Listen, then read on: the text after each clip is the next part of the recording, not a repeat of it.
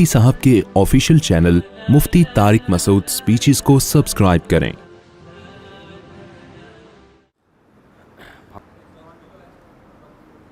نہیں، اگر آپ کے کیس سے ان کو پھانسی ہو سکتی ہے نا تو ان کو پھانسی ہی کروائیں، ورنہ یہ پھر چھوٹ جائے گا، پھر 10 بندوں کو مارے گا۔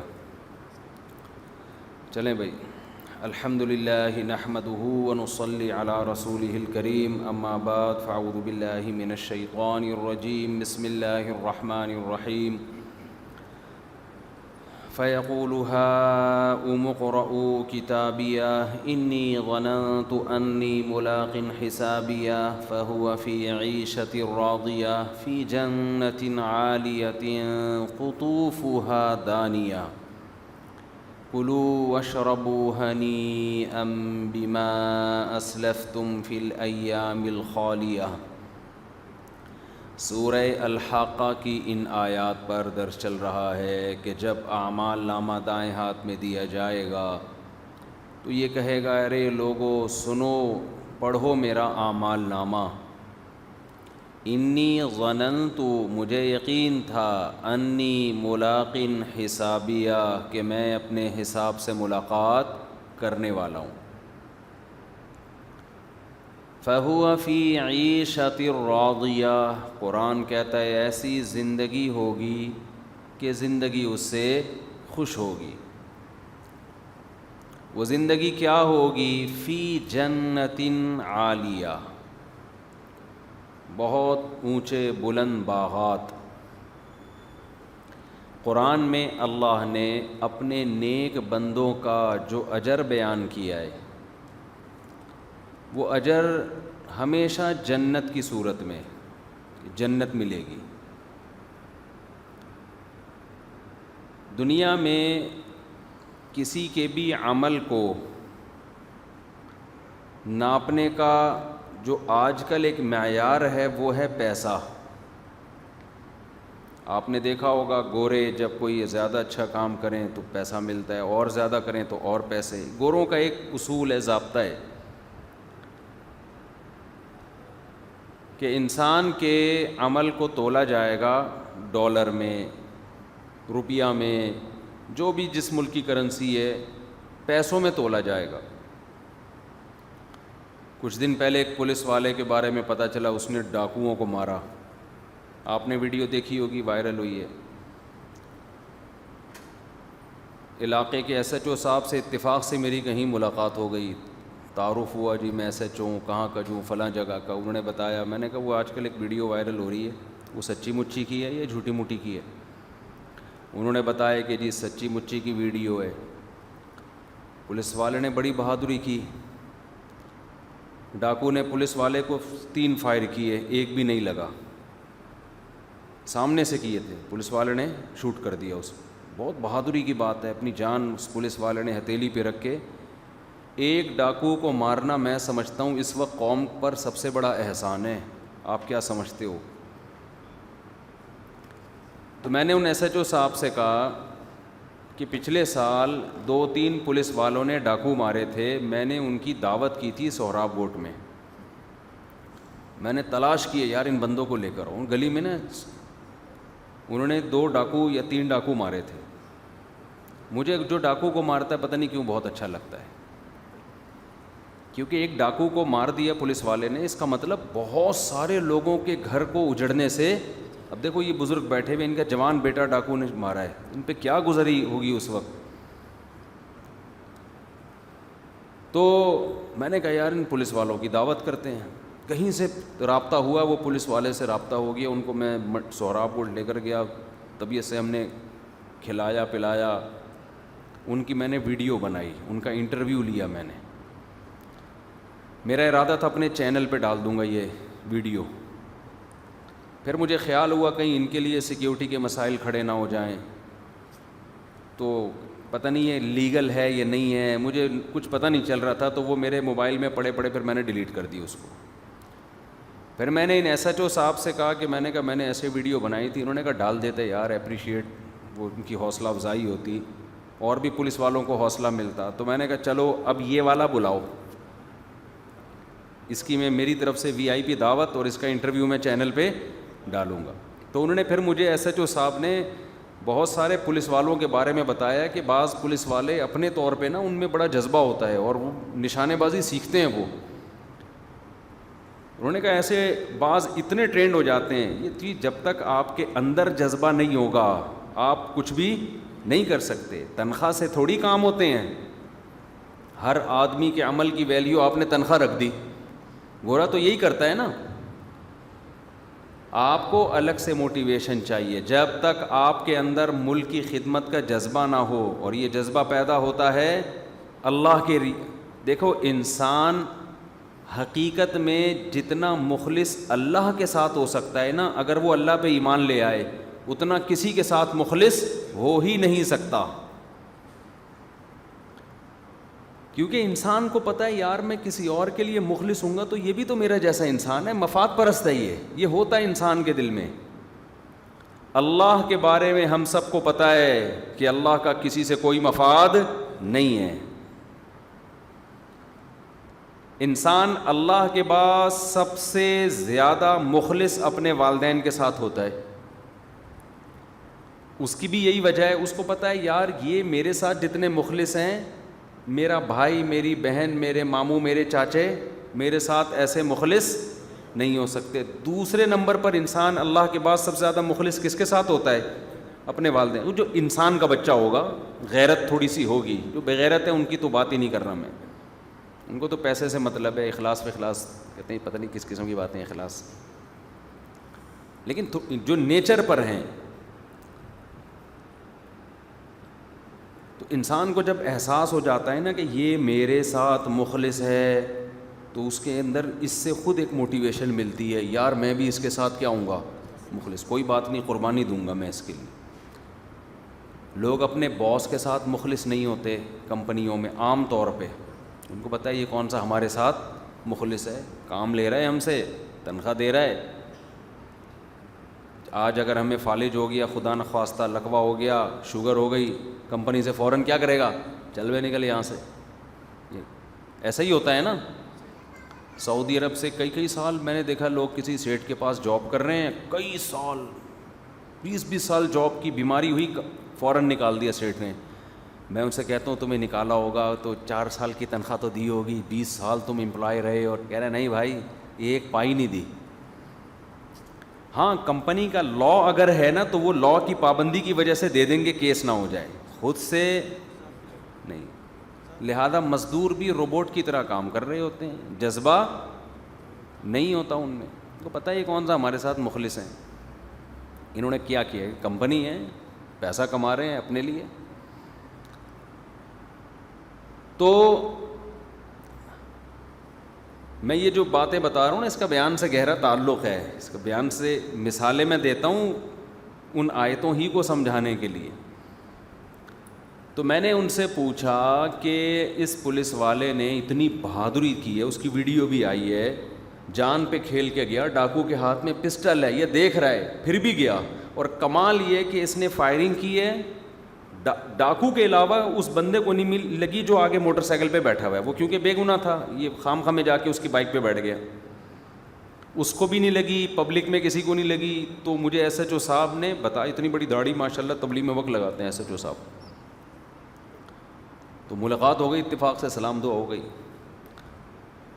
ملاقات ہوئی کیسے, یہ بڑی لمبی کہانی ہے. اتفاق سے تو ہوئی تھی لیکن پوری بات میں بھی نہیں بتا رہا, وہ پھر غصے نہ ہو جائیں. بڑے ٹیکنیکل پوائنٹ ہوا تھا, زیادہ سب بتا دوں تو ہاتھ پاؤں کٹوا دوں. خیر جی, میں نے کہا کہ اس بندے نے اتنی بہادری کی ہے. تو انہوں نے پھر بتایا یہ پولیس والے کے اور بھی بڑے واقعات ہیں, بڑا پھر کچھ اپنے لوگوں کے بارے میں بتایا. میرے ماتحت کچھ پولیس والے ایسے, ان کا نشانہ ایسا الٹے ہاتھ سے منہ پیچھے کر کے بندہ پڑکا دیں. تو میں نے کہا کہ اس کو دیا کیا ہے, اس نے جو ڈاکو کو مارا, جب یہ ڈاکو کے قریب گیا, ڈاکو نے فائر کیے, لیکن جرک کی وجہ سے نا پسٹل اس کا نشانہ لگا نہیں. میں نے کہا یہ تو بڑی بہادری کی ہے یار, اس کو ملا کیا. مجھے یاد پڑتا ہے کہ انہوں نے کہا 50,000 روپے, ایسے یاد پڑتا ہے, ہو سکتا ہے کوئی بہت زیادہ نہیں. غنیمت ہے 50 مل گئے، حالانکہ ملنے زیادہ چاہیے تھے نا. کیا خیال ہے بھائی؟ زیادہ ملنے چاہیے، لیکن چلو یار some thing is better than nothing. تو میں نے کہا 50 تو نہیں ہے تو بڑی بہادری، ایک ڈاکو کو مار کے اس نے اتنے لوگوں کی جان بچائی، پھر رسک کتنا لیا ہے. یہ سب چیزیں ایڈ کرو تو 50 بہت کم ہے. 50 میں تو اس کے 4-6 گٹکوں کا خرچہ نکلے گا میرا خیال ہے، 2-4 مہینے کے گٹکوں کا خرچہ نکلے گا. 50 میں کیا ہوتا ہے، مہنگائی دیکھو. لیکن چلو میں نے پھر ان سے کہا کہ میرا رابطہ کرا دیں، میں اس کی دعوت کروں گا. ہم ظاہر ہے اس کو وہ انعام تو نہیں دے سکتے جو بنتا ہے، تھوڑا سا غیرت مند لوگوں سے ملاقات کا ثواب مل جائے گا ہمیں، تھوڑا سا اپریشیٹ کر لیں گے، اس کا کچھ انٹرویو لے لیں گے، اس سے اور پولیس والوں کو موٹیویشن مل جائے گی. تو میں یہ عرض کر رہا ہوں کہ حکومت جب کسی کے عمل کو تولتی ہے تو کس میں؟ پیسوں میں. کام اتنا کیا ہے تو اس کے 50 بنتے ہیں. اچھا اب مجھے وہ کہنے لگے یہ روزانہ بہادری کر دکھاتا رہے، روزانہ 50 کماتا رہے تو ایک مہینے میں اتنے کما لے گا. تو میں نے ان سے کہا تو نہیں، وہ SHO صاحب ہیں، ظاہر ہے احترام بھی ہوتا ہے. میں نے کہا کہ کہنے چاہیے تھا مجھے، کہا نہیں. میں نے کہنا یہ والا تھا کہ روز اتنی بہادری دکھا کے 50 کمائے گا نا تو 2-4 دن میں اس کا انا للہ ہو جائے. ہر دفعہ ایسا نہیں ہوتا کہ گولی نہ چلے یا نشانہ دائیں بائیں ہو جائے. تو ایسے کیسز کم ہی آتے ہیں، تو ان میں ایک ہی دفعہ میں اتنا دے دینا چاہیے بندے کو کہ وہ کہے یار کچھ حوصلہ افزائی ہوئی ہے. تو دنیا میں کسی کا عمل تولنے کا طریقہ عام طور پہ کیا ہے؟ پیسہ. پیسے سے تولا جاتا ہے. اللہ بھی یہ کر سکتا تھا کہ تم میری اطاعت کرو تمہیں اتنے پیسے ملیں گے. یہی وجہ ہے کہ لوگ اللہ کی اطاعت نہیں کرتے، کیونکہ ثواب پیسوں کی شکل میں ملتا نہیں ہے. لوگوں کو ضرورت کس کی ہے؟ پیسے کی. اللہ میاں کہتے ہیں فجر کی نماز پڑھو گے 5000 ملیں گے تمہیں. ساری دنیا فجر پڑھ رہی ہوتی. اللہ میاں کہتے ہیں ظہر پڑھو گے تو 4000 ملیں گے. ساری دنیا ظہر کی نماز میں آ رہی ہوتی. اللہ نے ہمیں عمل کا بدلہ کرنسی کی صورت میں نہیں دیا. کیوں؟ اللہ کہتے ہیں میں دنیا میں بھی بدلہ نہیں رکھا، میں نے دنیا میں بھی نہیں رکھا. اللہ کرنسی کی صورت میں نہ دیتا، نماز پڑھنے سے انکریمنٹ لگ جاتا، آپ کا ایک گریڈ آپ کا اوپر ہو جاتا، کوئی بیماری ختم ہو جاتی، یہ بھی تو اجر کی صورت تھی نا. اللہ نے کہا نا نا میرا اجر ہوگا آخرت میں. میرا اجر کب ملے گا؟ آخرت میں. کیوں ہے اللہ دنیا میں کیوں نہیں؟ اللہ کہتے ہیں میری نظر میں اس دنیا کی حیثیت 2 ٹکے کی.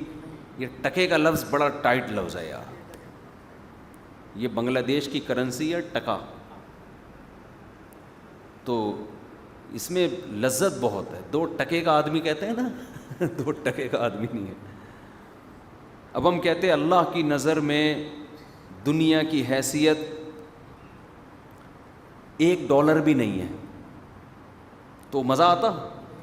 1 ریال بھی نہیں ہے، 1 درہم بھی نہیں ہے، لیکن 5 روپے بھی نہیں ہے، وہ بھی ٹھیک ہے. لیکن ٹکے میں جو مزہ ہے وہ مزہ کسی اور مثال میں نہیں ہے.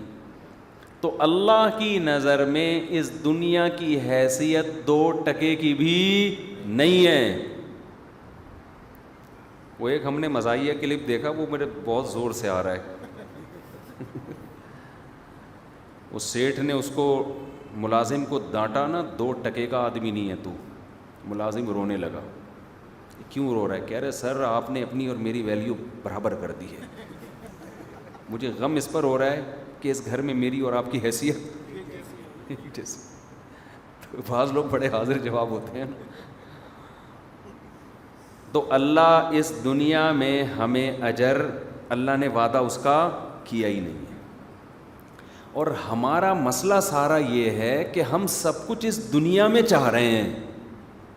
دین پہ بھی چل رہے ہیں، میری دنیا بہتر ہو جائے، ایمانداری سے کام کر رہے ہیں میری دنیا بہتر ہو جائے, نماز پڑھ رہے ہیں میری دنیا بہتر ہو جائے. اللہ کہہ رہے ہیں میری نظر میں اس کی حیثیت 2 ٹکے کی ہے ہی نہیں, میں نے تو آخرت رکھی ہے, اصل تو آخرت ہے.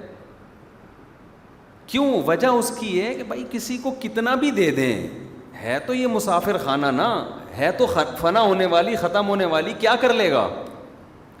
اس دنیا میں 2 ٹکے کی ویلیو بھی کروڑوں روپے کی ہوتی اگر وہ ٹکے ہمیشہ آپ کے ساتھ رہتے.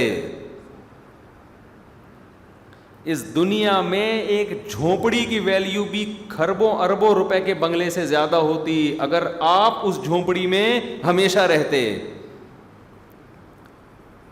اس دنیا میں صحت کی ویلیو اربوں کھربوں روپے کی ہوتی اگر یہ صحت آپ کو ہمیشہ کے لیے ملتی. اس دنیا میں جوانی کی ویلیو بہت ہے, لوگ جوان بننے کے لیے کیا کیا کر رہے ہیں کہ بڑھاپا ڈیلے ہو جائے, دیر سے بوڑھے ہوں.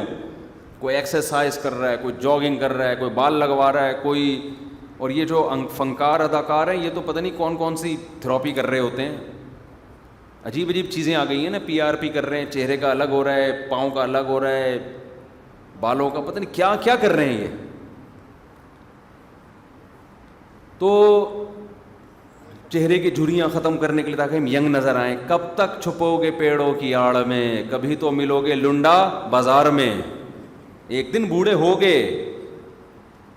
کتنا ہی PRP کروا لو, کتنا ہی چہرے پہ چمک پیدا کروا لو, بھائی یہ تھوڑے دن تک یہ آرٹیفیشل لائف ہوگی آپ کی. بالآخر آپ نے بوڑھے ہونا ہے. اتنی بڑی حقیقت سے کیوں بھائی جان چھڑا رہے ہو, کیوں آنکھیں بند کر رہے ہو؟ یہ تو کافر پہ یہ چیزیں کافر نہیں سوچتا, وہ اس لیے نہیں سوچتا یہ چیزیں. وہ کہہ رہے ہیں یار جب ایک چیز ہونی ہے تو ابھی سے سوچ کے ٹینشن کیوں لو. ہم بچپن میں ایک واقعہ اپنے ٹیچروں سے سنتے تھے اسکول میں, شاید آپ لوگوں نے بھی پڑھا ہو, کہ ایک انگریز تھا, کیپٹن تھا جہاز کا, بحری جہاز کا, شپ کا. اطلاع آئی کہ جی جہاز ڈوبنے والا ہے. سب بھاگ رہے ہیں, کوئی یوں کر رہا ہے, کوئی ہاں او چیخو پکار. وہ آرام سے اخبار لے کے نا میز پہ ٹانگ رکھ کے مطالعہ کر رہا ہے. ہو سکتا ہے کسی موٹیویشنل اسپیکر نے یہ واقعہ بنایا ہو. اس زمانے میں بھی تو موٹیویشن ہوتی تھی نا, تو ہمارے استاذ نے ہمیں سنا ہے واقعہ, ہم نے بھی کہا سبحان اللہ کتنا اچھا آدمی تھا. اب ہم کہتے ہیں یہ وہی ہے جیسے چائے میں ملائی میں پھونک مار کے چائے پی جاؤ. یہ واقعہ بھی کسی نے لمبی پھینکی ہے, بظاہر ایسا ہی لگتا ہے, صرف موٹیویشن کے لیے. کہ میں نے پچھلے ہفتے پورا بیان اسی پہ کیا تھا نا, چائے کی ملائی میں پھونک مارو اور پی جاؤ. اس پہ کسی نے میم بنائی, ایک بندہ فون, یہ بڑا موٹیویشنل اسپیکر نے نا موٹیویشن کی ہے کہ مصیبتیں چائے کی ملائی کی طرح ہوتی ہیں, پھونک مارو اور چائے پی جاؤ. تو زندگی میں جب ٹینشنیں آئیں پھونک مار اور زندگی کو انجوائے کر. تو اس نے کہا بھائی بھائی یہ بہت اچھا بیان ہے حضرت کا, پریکٹیکل لائف میں ایسا ہوتا نہیں ہے. اس نے بتایا کہ ایک آدمی نے فون کیا, میرا باپ ICU میں, میری ماں یہ, میری بیوی یہ, کہہ رہا ہے مصیبتیں لائف میں چائے کی ملائی کی طرح ہیں, پھونک مار اور. اس نے کہا بغیرت, جوتا اتار کے مارا میرا باپ ICU میں, پھونک ماروں. تو خیر ہمیں موٹیویشن کے لیے استاذ نے بتایا. اخبار پڑھ رہے وہ کیپٹن, لوگ آئے کہ سر جہاز ڈوبنے والا ہے, آپ کیا کر رہے ہو؟ اخبار پڑھ رہے ہو. تو کیپٹن صاحب کیا پڑھ رہے ہیں؟ کوئی غم ہی نہیں ان کو. کسی نے آ کے کہا سر آپ کو خبر نہیں ملی ہے کہ جہاز ڈوبنے والا ہے؟ اس نے کہا ڈوبنے والا ہے. تو سر آپ نے کیا کوئی بندوبست کر لیا ہے جہاز کو بچانے کا؟ نہیں بھائی کوئی بندوبست نہیں, سارے اسباب فیل ہو چکے ہیں. تو سر پھر آپ بڑی تسلی سے بیٹھے ہوئے. تو سر نے جواب دیا کہ دیکھو جہاز تو ڈوبے گا, ہم سب مریں گے, اب ہمارے اختیار میں اس کو بچانا ہے نہیں, تو جو تھوڑا سا ٹائم رہ گیا میں اس کو ویسٹ کیوں کروں, اخبار پڑھوں. یعنی جو چیز ہمارے اختیار میں نہیں ہے, اتنی حد تک تو یہ واقعے سے یہ بات ملتی ہے کہ جو چیز اختیار میں نہیں ہے اس پہ غم نہیں کرنا چاہیے. لیکن کیسے نہ کرے غم, کیا سوچ کے غم نہ کرے؟ یہ سوچ کے غم نہ کرے کہ اس کا متبادل مجھے اللہ دے گا. اور یہ ٹائم ضائع نہ کرو. تو اخبار پڑھ کے ضائع ہی تو کر رہے ہو. آپ اخبار اس لیے پڑھتے ہو, خبریں ملیں گی تاکہ آپ فیوچر کے حساب سے اپنی لائف کو ایڈجسٹ کرو. آپ کے کرنا کل کیا کرنا ہے. جو آدمی خبریں نہیں پتہ ہوتا وہ پاگل ہوتا ہے, یعنی اس کو عجیب عجیب باتیں پھینک رہا ہوتا ہے. تھوڑا سا نیوز کی جن لوگوں کو اطلاع ملتی رہتی ہے تو وہ تھوڑا سا لوگوں کو گائیڈ کرنے میں مدد ملتی ہیں یہ چیزیں. اب محترم آپ اخبار پڑھ کے آپ کو ملے گا کیا؟ اب یہ ٹائم ویسٹنگ ہی ہے. اب آپ دیکھو کہ اس ٹائم ویسٹنگ کو موٹیویشن کے لیے استعمال کیا جا رہا ہے. ہاں یہ کہہ سکتے ہیں کہ میں اپنا دماغ ہٹانے کے لیے کیا کر رہا ہوں تاکہ مرنا تو ہے, تو یہاں تک بھی ٹھیک ہے. لیکن میں اپنا ٹائم مفید کام میں لگا رہا ہوں. بھائی مفید کی ڈیفینیشن یہ نہیں ہے نالج برائے نالج, یہ کوئی کام کی چیز نہیں ہے. حدیث میں کیا آتا ہے؟ رسول اللہ صلی اللہ علیہ وسلم نے فرمایا اللہم انی اعوذ بک من علم لا ینفع. اے اللہ میں ایسے علم سے پناہ مانگتا ہوں جو فائدہ نہ پہنچائے. خام خواہ کی نالج جس کا پریکٹیکل لائف سے کوئی تعلق نہیں ہے وہ آپ کے لیے سوائے آپ کو درد سر بننے کے اور آپ کو سیدھے راستے سے ہٹانے کے علاوہ کوئی کام نہیں ہوگا اس کا. جیسے فضول باتیں کرنے سے انسان کا دل خراب ہوتا ہے, خوب سمجھ لیں فضول معلومات سے بھی انسان کا دل خراب ہوتا ہے. ہر فضول کام سے انسان کی روحانی طاقت کم ہوتی ہے. ہمارے حضرت ایک مثال دیتے تھے کہ ایک پیاز بیچنے والا سارا دن بولتا رہتا ہے پیاز اتنے روپے کلو, پیاز اتنے اتنا بولتا ہے نا, فرمایا اس کی روحانی قوت کم نہیں ہوگی کیونکہ وہ ضرورت کے لیے بول رہا ہے. اور ایک آدمی ویسے ہی بیٹھے بیٹھے بول رہے نا پیاز اتنے روپے لگو, پیاز اتنے روپے لگو, 10 دفعہ بھی یہ جملہ بولے گا, اس کی روحانی جو کیفیت ہے وہ خراب ہو جائے گی. اس کی عبادت میں لذت خراب, اس کا دل اجڑنا شروع ہو جائے گا. یہ بہت اہم مثال ہے. جب بھی آپ کوئی لا یعنی کام کرتے ہیں خوب سمجھ لیں, لا یعنی کسے کہتے ہیں؟ وہ کام جس کا نہ دنیا میں کوئی فائدہ اور نہ آخرت میں, جس کی کوئی ریزن ہی نہیں ہو. لوگ آپ سے پوچھ رہے کیوں کر رہے ہو, آپ کہہ رہے ویسے ہی. جب بھی کوئی ایسی بات کریں گے, ایسا کام کریں گے, ایسی چیزیں سوچیں گے, ایسی چیزیں سیکھنے کی کوشش کریں گے جو لا یعنی ہیں, اس سے آپ کی روحانی کیفیت ختم, نمازوں میں لذت ختم, تلاوت میں لذت ختم, ذکر کی لذت ختم, اور آپ کی طبیعت گناہوں کی طرف مائل ہونا شروع ہو جائے گی. گناہوں کی طرف طبیعت مائل ہونا شروع ہو جائے گی. تجربہ کر کے دیکھ لیں, کبھی نماز میں دل لگ رہا ہو, ذکر میں دل لگ رہا ہو, کاموں میں دل لگ رہا ہو, تو آپ تھوڑی دیر کے لیے فضول کام شروع کر دیں آپ, جس کا کوئی نہ دنیا کا فائدہ نہ آخرت. آپ دیکھیں آپ کا دل, آپ کے دل میں نا ایک خوشی کم ہونا شروع ہو جائے گی, دل کا سکون برباد ہونا شروع ہو جائے گا آپ کا.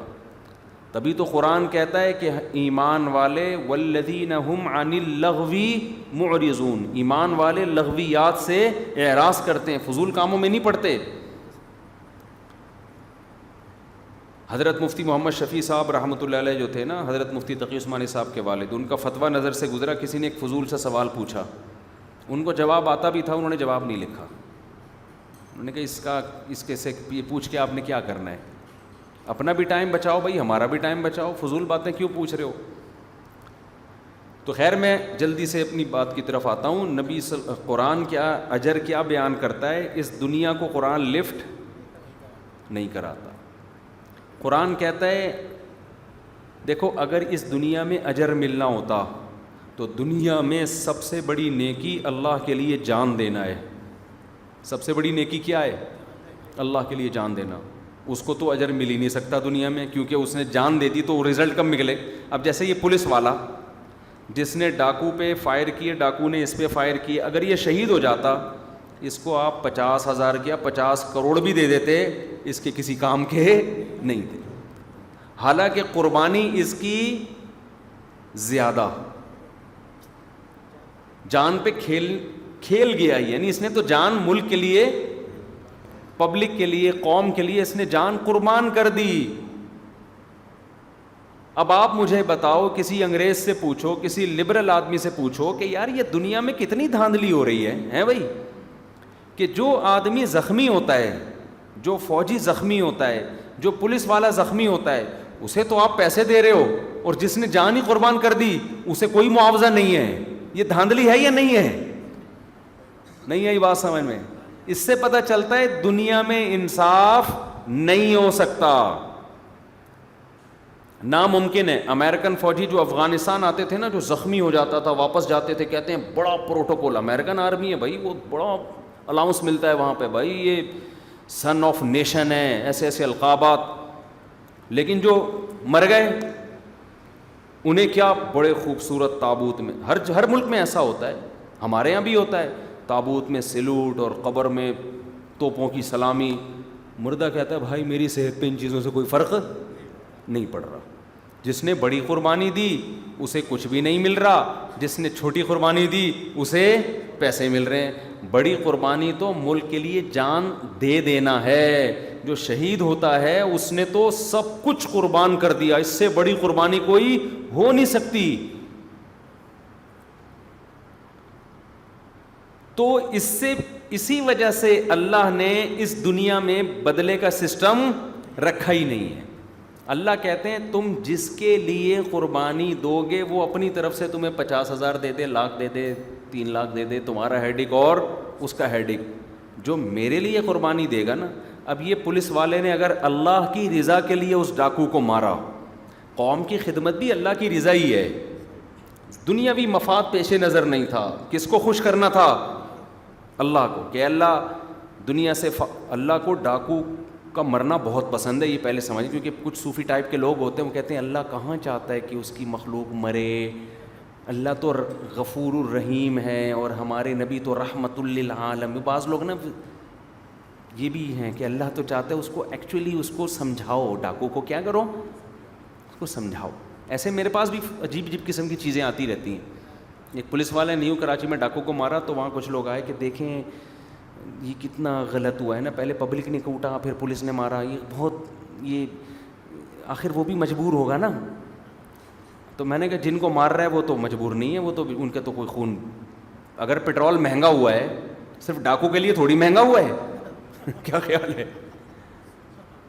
لوگ کہتے ہیں مہنگائی بڑھ گئی ہے تو اب لوگ کیا کریں, چھینا جھپٹی ہی کریں گے. تو بھائی مہنگائی تمہارے لیے بڑی ہے تو اس کے لیے بھی تو بڑی ہے جس کی تم پیسے چھین رہے ہو. وہ اس مہنگائی میں کہاں سے اپنے بچوں کو کھلائے گا؟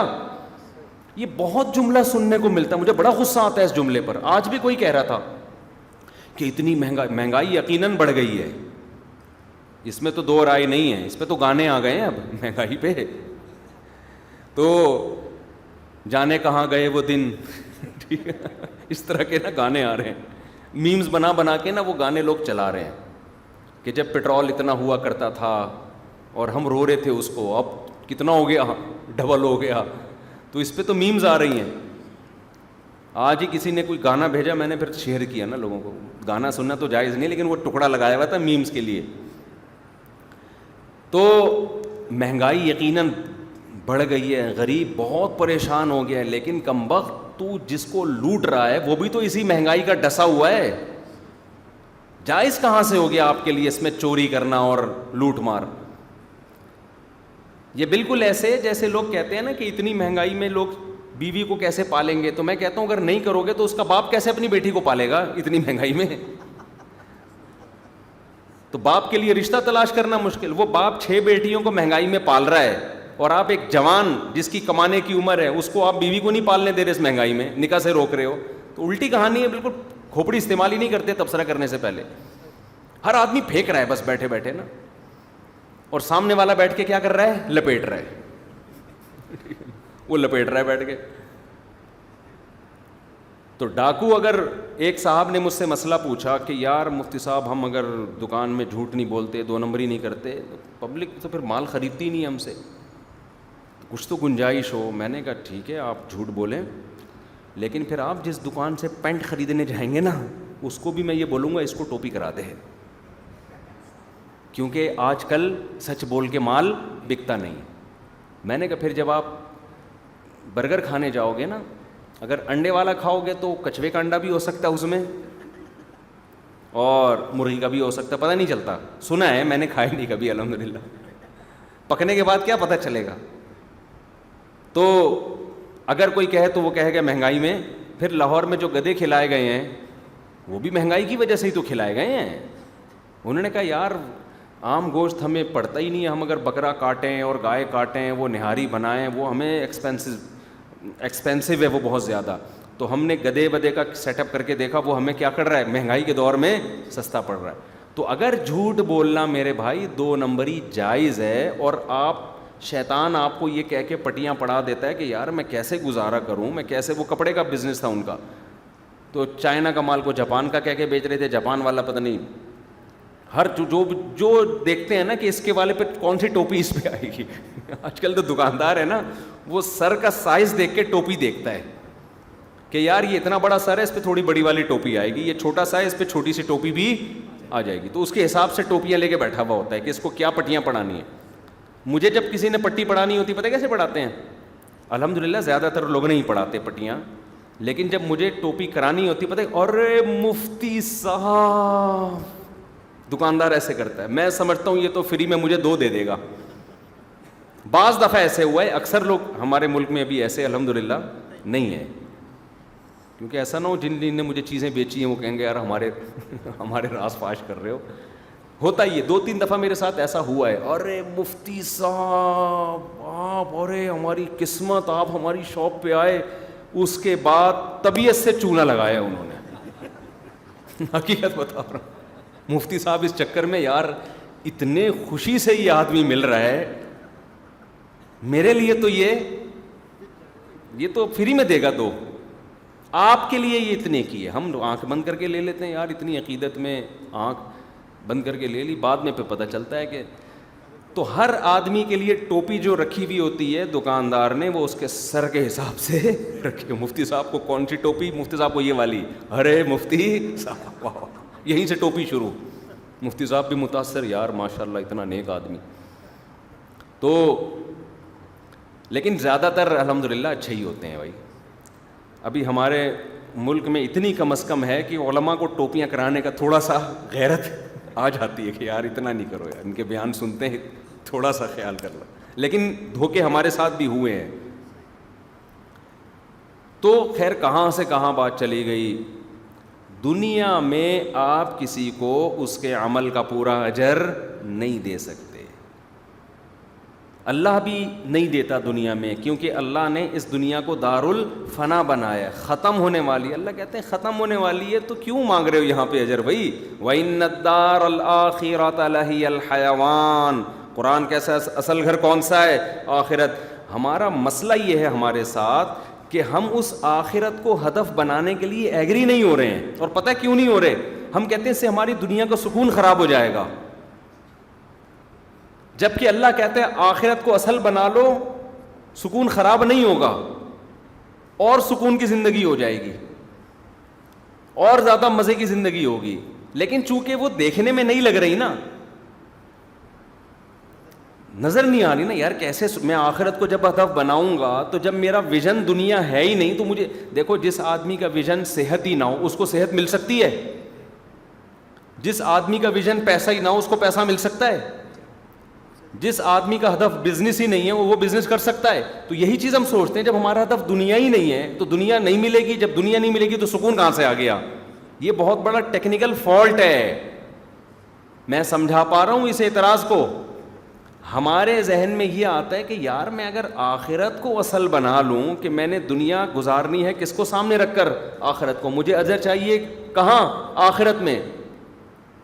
تو جس چیز کو میں دنیا کو ہدف ہی نہیں بنا رہا وہ مجھے ملے گی نہیں. جب وہ مجھے ملے گی نہیں تو سکون کہاں سے ملے گا, کیونکہ بے سکونی کی ڈیفینیشن کیا ہے, آپ کی چاہت پوری نہ ہو, اور چاہت پوری ہوتی ہے دنیا ملنے سے, پیسہ ملنے سے. بھائی آپ کا دل چاہ رہا ہے نہاری کھانے کا, تو جیب میں ہاتھ ڈالو گے, پیسے ہیں تو کھاؤ گے, پیسے نہیں ہیں تو اپنی مرضی کی چیز کھا لو گے. کیا خیال ہے بھائی جان, آپ کا میرا بیان سن کے دل کر رہا ہے 4 شادیوں کا, جوش میں گئے 4 شادیاں کروں گا, لڑکی والوں کے پاس گئے, میرے پورے سارے کتابیں پڑھا دیں, پورے بیانات سنا دیے. وہ متاثر ہوں گے, وہ بولیں گے چل رہا ہے بھائی, وہ بولیں گے, وہ آپ سے پوچھیں گے کرتے کیا ہو نا, آپ جیب میں ہاتھ ڈالو گے, دونوں جیبیں کیا ہیں, خالی. تو انسان کے ذہن میں یہ بات آتی ہے کہ یار یہ قرآن بھی کہتا ہے, پہلی بات تو قرآن کہتا ہے سکون دوں گا میں. کیسے؟ قرآن نے کیا کہا کہ من اعرض عن ذکری فإن له معیشة ضنکا, جو میری یاد سے اعراض کرے گا, جو میرے احکامات کو فالو نہیں کرے گا, جو آخرت کو ہدف نہیں بنائے گا, اس کی زندگی کو کیا کر دوں گا, تنگ. اور جو میرے احکام کو فالو کرے گا, آخرت کو, فَلَنُحْيِيَنَّهُ حَيَاةً طَيِّبًا, تو اسے بہت پاکیزہ زندگی دوں گا, صاف ستھری زندگی دوں گا. تو سکون صفائی میں ہے یا گندگی میں ہے؟ سکون تو صفائی میں ہے نا. ویڈیو نہ بنائیں بھائی, لکھا ہوا بھی ہے نا. تو اب ہم پتہ ہے کیوں اس پہ نہیں آتے, ہم یہ سوچتے ہیں کہ یار گراؤنڈ ریئلٹی یہ کہتی ہے کہ جس چیز کو ہدف بناؤ اس کے تو ملنے کا چانس ہوتا ہے. جب ایک چیز کو آپ ٹارگیٹ ہی نہیں بنا رہے ہو, آپ کا گول ہی نہیں ہے وہ, تو اس کے تو ملنے کا اب کوئی چانس باقی رہا ہی نہیں ہے.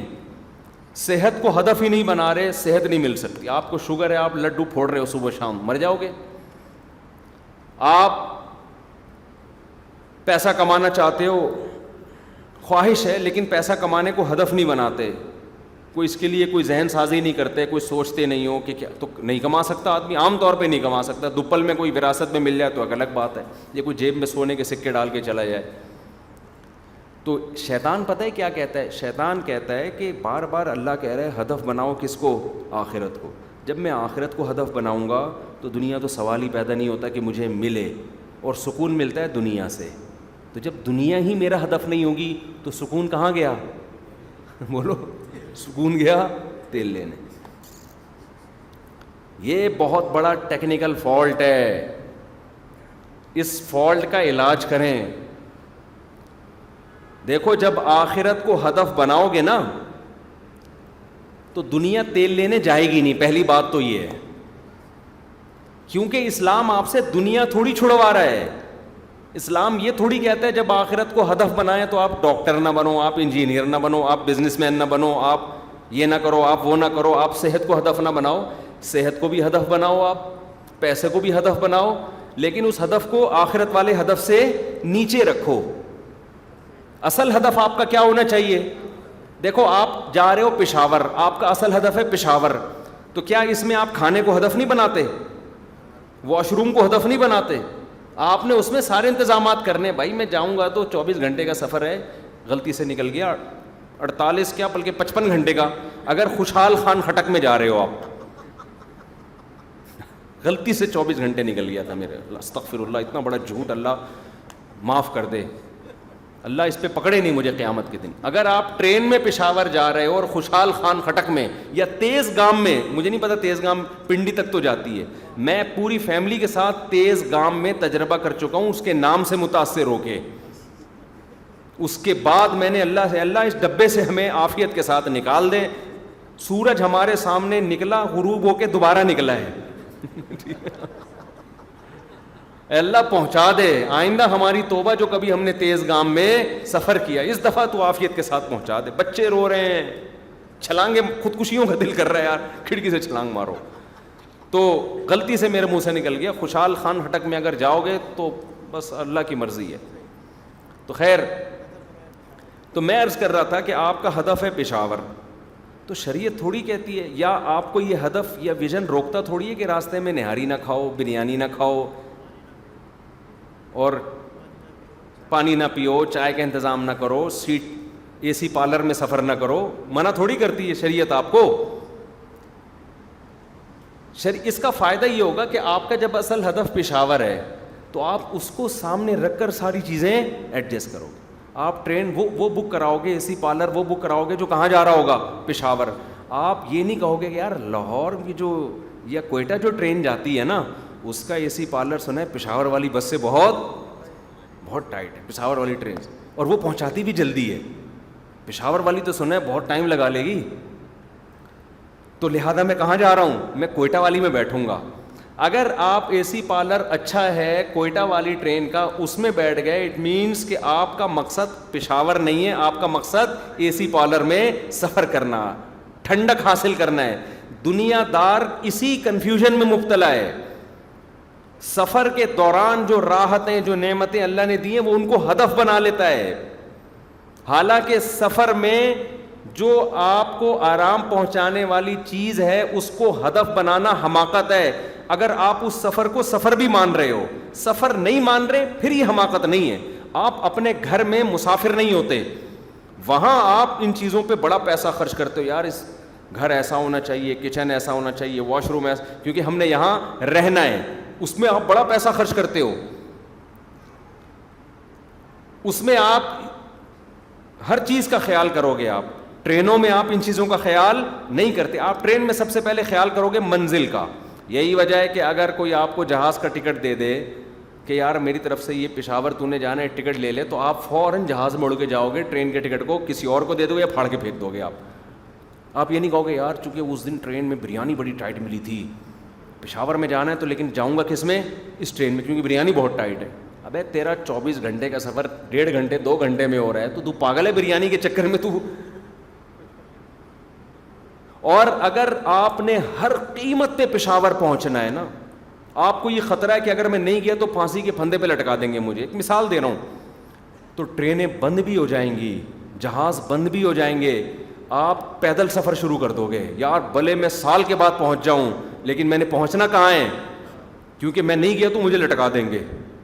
ایک مثال دے رہا ہوں, کوئی ایسا لا پاس ہو گیا کہ تمام حضرات کہاں چلیں, مثال پر گورنمنٹ نے کوئی پابندی نہیں لگائی ہے, تو آپ پیدل نکل جاؤ گے. حالانکہ اب تو گرمی, اب تو نہ بریانی, اور بہت مصیبت میں پیدل سفر آسان ہے, لیکن آپ کے پاس آپشن ہی نہیں ہے. آپ کو گورنمنٹ نے کہا کہ اگر کراچی سے تو پکڑا گیا تو تجھے ہم لٹکا دیں گے. پشاور میں شاید عدالت میں پھانسی نہیں ہوگی, کوئی اس طرح کا کوئی لا ہوگا. تو آپ کیا کرو گے, آپ ان تمام, پھر آپ یہ نہیں دیکھو گے راستے میں رکاوٹیں, کہ آپ کہو گے یار میرے پاس اب اس کے علاوہ کوئی آپشن ہے نہیں. ہمیں یاد ہے جب کویت پر حملہ ہوا نا, 27 اتحادی ملکوں نے نہیں حملہ کیا تھا عراق پر, تو پہلے صدام حسین نے کویت پہ قبضہ کیا تھا, تو کویت سے بہت سے لوگ بھاگے تھے, ان میں بہت سے پیدل بھاگے ہیں ریگستانوں میں. جس کو جو موقع ملا نا, جنگ میں ایسا ہی ہوتا ہے, جب موسٹ وانٹیڈ بن جاتے ہیں پھر یہ نہیں دیکھتے کہ مجھے کوئی جہاز کا ٹکٹ ملے گا. لوگ کیا کرتے ہیں, یار کسی بھی طرح سے بھاگو. میں ترکی میں گیا, مجھے پاکستانی ملے, میں نے کہا ماشاء اللہ ویزا کیسے ملا, کہ کہہ رہے ویزا کہاں, بھاگ کے آئے ہوئے, بے روزگاری سے تنگ تھے. تو میں نے کہا یار آئے کیسے تم بھاگ کے, کہہ رہے ہیں یار پہلے یہاں سے ایران بھاگے, وہاں ٹریول ایجنٹ کو پیسے کھلائے, اور اس عذاب میں وہ ترکی پہنچے ہیں. کئی تو راستے میں انہوں نے بتایا مر گئے, کئی راستے میں مر گئے. تو وہ ایسے ترکی پہنچے کہ جی, وہ پھر وہ ایجنٹ نے ایک ہی بس میں سب کو گھسیڑ دیا, کھانا نہیں مل رہا, کئی گھنٹے 24 گھنٹے بھوکے. ٹریول ایجنٹ کو اس سے کیا غرض ہوتا ہے, وہ تو عمان کا کہہ کے قطر میں, وہ گوادر والا پھر سوچ لیے گا لطیفہ. تو خیر وہ ایک تھا نا ٹریول ایجنٹ, یہاں ادھر ساحل سمندر پہ کسی کو بٹھایا, اس نے کہا عمان جانا ہے نا, پیسے دے دیے 2.5-3 لاکھ روپے, اس نے گھما کے گوادر پہ اتار دیا. سمندر میں جا کے کیا پتہ چلتا ہے آدمی کو. تو گوادر پہ اترا, وہاں کسی پوچھ رہے عمان کدھر ہے, وہ کہہ رہا پتہ نہیں, میں خود قطر میں گھوم رہا ہوں, مجھے کیا پتہ عمان کدھر ہے یار. تو وہ تو پیسے لیتے ہیں, ان کا کیا بھائی. تو اتنی مصیبت سے میں نے کہا یار تم یہاں ترکی میں بدنام کرو گے پاکستانیوں کو. ترک حکومت اتنا پاکستانیوں کو پروٹوکول دیتی ہے, وہاں کے لوگ اتنی عزت دیتے ہیں, تم انلیگل بھاگ کے آ رہے ہو, یہ تو غلط ہے نا. خیر انہوں نے کہا کہ پھر بھی ان کو پتہ چل گیا کہ ہم انلیگل آئے ہیں, پھر بھی پاکستانی ہونے کی وجہ سے ہم پہ ہاتھ ہلکا رکھا ہوا ہے انہوں نے. تو میں نے کہا اب چلو آ گئے, اب کم از کم ایمانداری سے کرو, ایسا نہ ہو کہ پھر ملک بدنام ہوتا ہے اس سے. اور سنا ہے بدنام ہونا الحمدللہ شروع ہو گیا ترکی میں. ہمارے کوئی ریلیٹیو میں بتا رہے پاکستانی, اللہ کے فضل سے انہوں نے وہی حرکتیں جو یہاں کرتے تھے الحمدللہ وہاں شروع کر دی ہیں, اور اپنی باپ دادا کی روایات کو برقرار رکھا ہے. تو اس سے بدنام ہونا شروع ہو گئے الحمدللہ. یہ الحمدللہ جلن والا الحمدللہ ہوتا ہے. تو اب مجھے بتاؤ ایک بات, کہ جس کا ہدف ترکی تھا وہ سمجھ رہا تھا یار میں یہاں مر جاؤں گا، بے روزگاری بہت ہے، اس نے جان پہ کھیل کے وہاں پہنچا نا. وجہ کیا ہے؟ اس کو پتہ یار جب میں وہاں پہنچ جاؤں گا تو یہ جو میری ٹینشن ہے ایک ہفتہ ٹریولنگ کی، ریگستانوں میں بھاگنا، بھوک پیاس، جب منزل پہ پہنچوں گا تو یہ ساری ٹینشن ختم. وہاں پھر میں ڈالر میں پیسہ کماؤں گا یا وہاں کی کرنسی میں کماؤں گا. اور پھر لوگوں نے کمانا شروع کیا، نوٹوں میں کھیل رہے ہیں وہ. یہی بات قرآن سمجھا رہا ہے کہ دیکھو جب ہدف آخرت کو بناؤ گے نا، آخرت کو، تو ضروری نہیں کہ تم سے دنیا چھوٹ جائے، بلکہ عین ممکن ہے اللہ ڈبل دنیا دے دے. لیکن کہیں ایسا اگر موقع آ گیا کہ دنیا اور آخرت آپس میں ٹکرا رہی ہیں تو دنیا کو قربان کر دینا، آخرت کو قربان نہیں کرنا. اور کافر کیا کرتا ہے؟ وہ اسی مسافر خانے کی نعمتوں کو انجوائے کرنا شروع کر دیتا ہے. اس کو اس سے غرض ہی نہیں ہے کہ میں نے اس پشاور جانا ہے یا کوئٹہ جانا ہے. وہ کہہ رہے جس ٹرین کا ڈبہ اچھا ہوگا اس میں جاؤں گا میں. یہ بے وقوفی ہے یا نہیں ہے؟ یہ دنیا جب مسافر خانہ ہے، ہم یہاں پیدا ہوتے ہیں، پھر بڑے ہوتے ہیں، پھر بوڑھے ہوتے ہیں، پھر مرتے ہیں. یہ سفر ہے یا نہیں ہے؟ سائنس نے کتنی ترقی کر لی، اس دنیا کا مسافر خانہ ہونے کا کانسیپٹ سائنس ختم نہیں کر سکتی. کسی کا باپ بھی بڑھاپے کو نہیں روک سکتا. اتنی ترقی ہو گئی ہے، اتنی ترقی ہو گئی، اور اب تک کوئی پیشگوئی بھی نہیں ہے کہ کوئی سائنٹسٹ نے کہا ہو کہ 1000 سال کے بعد اتنی ترقی ہو چکی ہوگی کہ بڑھاپا ختم ہو جائے گا، لوگ ہمیشہ زندہ رہیں گے. یہ ایک ایسی گراؤنڈ ریئلٹی ہے کہ بھائی وقت کے ساتھ ساتھ یہ ضرور ہے کہ آپ کی طبی عمر تھوڑی سی بڑھ گئی ہے. لوگ جلدی مر رہے تھے، اب میڈیکل سائنس نے ترقی کی ہے. یورپ امریکہ میں ان کی جو عمریں ہیں وہ 80 سال ہو گئی ہیں. لیکن اس کے خلاف بھی کچھ رپورٹیں ہیں ڈاکٹروں کی. ایک ڈاکٹر کی رپورٹ یہ ہے کہ انگریزوں کی جو عمر یورپ امریکہ میں 80 سال تک بھی رہ رہے ہیں نا، وہ انگریزوں جو پرانے تھے جنہوں نے دیسی خوراکیں کھائی ہوئی ہیں. اب جو 80 سال کا آج گورا ہے تو 80 سال پہلے یہ کچھ تھوڑی تھا. وہ 80 سال پہلے تو ان کی بھی خوراک میں اتنی تبدیلی نہیں تھی جتنی اب ہے. تو بعض ڈاکٹروں ہی کی رپورٹ ہے کہ اب جو نئے گورے مارکیٹ میں آ رہے ہیں ان سے آپ 80 سالوں کی امیدیں نہ رکھیں. خیر یہ میڈیکل سائنس کا شعبہ ہے، ڈاکٹر زیادہ بہتر سمجھتے ہیں کیونکہ اب وہ بہت زیادہ مصنوعی چیزیں خوراک میں آ گئی ہیں. لیکن 80 کیا 100 سال بھی ہو، انسان کی باڈی میں چینجنگ آتی ہیں. ہر چیز میں چینجنگ ہے، ہر چیز میں. ایکسپائری ڈیٹ ہر چیز کی ہوتی ہے، ہر چیز کی ایکسپائری ڈیٹ ہوتی ہے. آپ زمین تبدیل ہوتی رہتی ہے، اس پہاڑ تبدیل ہو رہے ہیں. میں نے ایک پہاڑ والے سے پوچھا کہ وہ نکالتے تھے نا سنگ مرمر، اور تو میں نے کہا یار اتنا نکل رہا ہے ختم کیوں نہیں ہو رہا؟ انہوں نے کہا مزید بن رہا ہے. ٹھیک ہے نا، کچھ ایسا قدرت نے سسٹم بنایا ہوا ہے کہ وہ پہاڑ چینج ہو رہے ہیں، نمک میں چینج ہو جاتا ہے. یعنی چینجنگ کا جو عمل ہے نا، یہ پوری کائنات میں اللہ نے اس کے سافٹ ویئر انسٹال کر دیے ہیں. چینجنگ سے دنیا میں اس کائنات کو کسی کا باپ بھی نہیں روک سکتا. تو جب چینجنگ ہے تو ابھی تو قرآن کہتا ہے اختلاف اللیل والنہار، بار بار اختلاف کا تذکرہ کرتا ہے. اس کائنات میں جمود سکوت نہیں ہے، ساکن نہیں ہے، ہر چیز کیا ہو رہی ہے؟ تبدیل.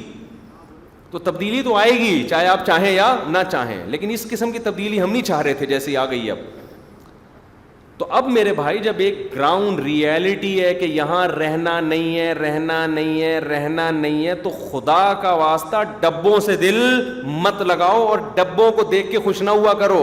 آپ کا ہدف پشاور ہے، پشاور میں بہت کچھ دیا جا رہا ہے، گورنمنٹ کی طرف سے اعلان ہے کہ بھئی جو پشاور پہنچ جائے گا یہ الاؤنس، یہ الاؤنس، یہ الاؤنس، یہ الاؤنس. آپ نے دیکھا ایک کافر جو ہے وہ کوئٹہ کی ٹرین میں بیٹھا ہوا ہے کیونکہ وہاں کا اے سی پارلر بہت اچھا ہے، اور آپ بیٹھے ہوئے ہو اکانومی کلاس میں. اب آپ اس کافر کو دیکھ کے خوش ہو رہے ہو، یار یہ کتنی خوبصورت ڈبے میں بیٹھا ہوا ہے یار. تو آپ بے وقوف ہو یا نہیں ہو؟ او بھائی وہ ہدف کی طرف تو جا نہیں رہے، جتنی بھی عیاشی کی زندگی گزارے. تبھی تو قرآن بار بار کہتا ہے لا یغررک تقلب الذین کفروا فی البلاد. اے نبی آپ ایمان والوں کو بتا دیں کہ کافروں کا زمین میں پھلنا پھولنا، نائٹ کلب، عیاشی، بڑے بڑے گھر، لائف اسٹائل، لگژری، ان چیزوں سے ہرگز دھوکے میں نہ آنا. متاع قلیل، کیا زبردست الفاظ ہیں. بہت تھوڑا سا سامان ہے دنیا میں انجوائے کرنے کے لیے جو ہم نے ان کو دیا ہے. متاع پتہ ہے کسے کہتے ہیں؟ جب آپ کہیں دفتر جا رہے ہو ٹفن لے لیتے ہو نا، ایک ٹفن لے لیتے ہو، یا سفر میں تھوڑا سا زیادہ، اب تو لوگ سفر میں بھی پورا ماشاءاللہ جہیز لے کے جا رہے ہیں، لیکن نارملی جب سفر ہوتا تھا نا تو کیا تھوڑا سا زیادہ راہ رکھ لیتے ہیں لوگ. تو اللہ کیا کہتے ہیں، یہ تھوڑا سا کیا ہے، زیادہ راہ ہے. کتنی خوبصورت مثال دی ہے کہ جب ہم ٹرین میں جا رہے ہوتے ہیں تو زیادہ راہ ہی ہوتا ہے. یہ سی پارلر، یہ اکانومی کلاس سیٹیں اور یہ سلیپر اور یہ سب چیزیں زیادہ راہ ہے نا. اور بٹن دبا رہے ہیں وہ آ رہا ہے. بزنس کلاس میں ایسا ہوتا ہے کہ بٹن دباؤ گے، ویسے تو ایسا الحمدللہ یہاں ہوتا نہیں ہے، لیکن ایک مثال دے رہا ہوں، ہونا چاہیے کہ بٹن دباؤ گے تو وہ آ جائے گا، وہ کوئی بھی آ جائے گا. ہمیں نہیں پتا ہوتا، میں تو جب بھی دبایا تو اب تک کوئی فی الحال آیا نہیں ہے. جب آیا ہی نہیں تو پتہ کیا چلے گا کون آئے گا. کچن میں جھانکتے ہیں، ابے بھائی چائے لے آ، گھنٹہ ہو گیا یار. تو اب اس کو ہم کیا کہیں گے، متاعن زیادہ راہ ہے بھائی، یہ زیادہ راہ دیکھ کے خوش ہو رہے ہو. قرآن کیا کہتا ہے، قارون جو ہے نا، قارون، اسے حضرت موسیٰ علیہ السلام سمجھاتے تھے تجھے اللہ نے اتنی دولت دی ہے، تو جیسے اللہ نے تیرے ساتھ اچھا سلوک کیا، تو اللہ کی مخلوق کے ساتھ بھی اچھا سلوک کر. یہ پیسہ غریبوں پہ خرچ کر، کیونکہ یہ تیرا کمال نہیں ہے، یہ کس نے دیا ہے، اللہ نے. قارون نے کیا کہا، انما اوتیتہ علی علم عندی، یہ جو میرے پاس نالج ہے اس کی بیس پہ میں نے کمایا ہے. حضرت موسیٰ نے کیا کہا، وَابْتَغِ فِي مَا آتَاكَ اللَّهُ الدَّارَ الْآخِرَةَ، کیسے وہی پیارے الفاظ ہیں کہ تجھے اللہ نے اصل میں آخرت کے لیے پیدا کیا ہے، یہ دنیا مسافر خانہ ہے، لہذا اس پیسے سے آخرت بنانے کی کوشش کر. اس پیسے سے کیا کر، ہدف کیا ہے، آخرت ہے نا. تو اب دیکھو موسیٰ علیہ السلام یہ بھی تو کہہ سکتے تھے، جب تو یہ دنیا مسافر خانہ ہے، تیرے پاس اتنی دولت ہے کیوں، ٹھیک ہے نا، تو بزنس کرتا کیوں ہے. اگر اللہ آپ سے دنیا چھڑوانا ہوتا اللہ نے، تو اللہ قارون کو پیسہ رکھنے کی اجازت دیتا یا پیسہ کمانے کی اجازت دیتا؟ نہ دیتا. حضرت موسیٰ نے قارون کو ایک دفعہ بھی نہیں کہا تو اتنا پیسہ کمایا کیوں ہے، جب تیرے لیے 2 ٹائم کی روٹی کافی ہے. میرے پاس ہوتا، میرے سامنے قارون ہوتا، میں کہتا 2 پراٹھے صبح کھا لے، 1 کے بجائے 2 کھا لے پراٹھے، شام کو تو نہاری کھا لے، بس ضرورت کیا ہو جائے گی، پوری ہو جائے گی نا، باقی تو غریبیاں ہیں. حضرت موسیٰ نے قارون کو یہ نہیں کہا، ٹھیک ہے بھائی کما رہا ہے کما لے، کوئی بزنس کلاس میں سفر کرتا ہے، کوئی جہاز سے سفر کرتا ہے، تو ہر آدمی کے سفر کا کوئی پرسنل گاڑی میں سفر کرتا ہے، کسی کے پاس وسائل نہیں ہوتے تو کیا کہتا ہے، چلو جی گھوڑے پہ چلو، کوئی پیدل چلو، ہے تو سفر ہی نا. تو ان سے کہا کہ تو آخرت کو کیوں بھول گیا ہے، تو نے آخرت کے لیے کیا کیا ہے. تو قارون کی کھوپڑی میں یہ بات بولو نہیں ہے. اس نے کہا یار میرا پیسہ ہے، میں غریبوں میں بھی کھلاؤں گا تو تھوڑا سا تو کم ہوگا نا، تو یہ مزید انویسٹ کرو، مزید پیسے سے پیسہ بناؤ. تو قرآن کیا کہتا ہے، فخرج علی قومہ فی زینتہ، اپنے جلال اور لشکر کے ساتھ. جب دولت ہوتی ہے تو پروٹوکول بھی اسی حساب سے ہوتا ہے نا، اسٹائل بھی چلنے کا وہی ہوتا ہے، دولت کی نمائش بھی ہوتی ہے. تو قارون اپنے خزانوں کے ساتھ، اپنے حشم خدم جو بھی اس کے خادم تھے، پروٹوکول کے ساتھ نکلا.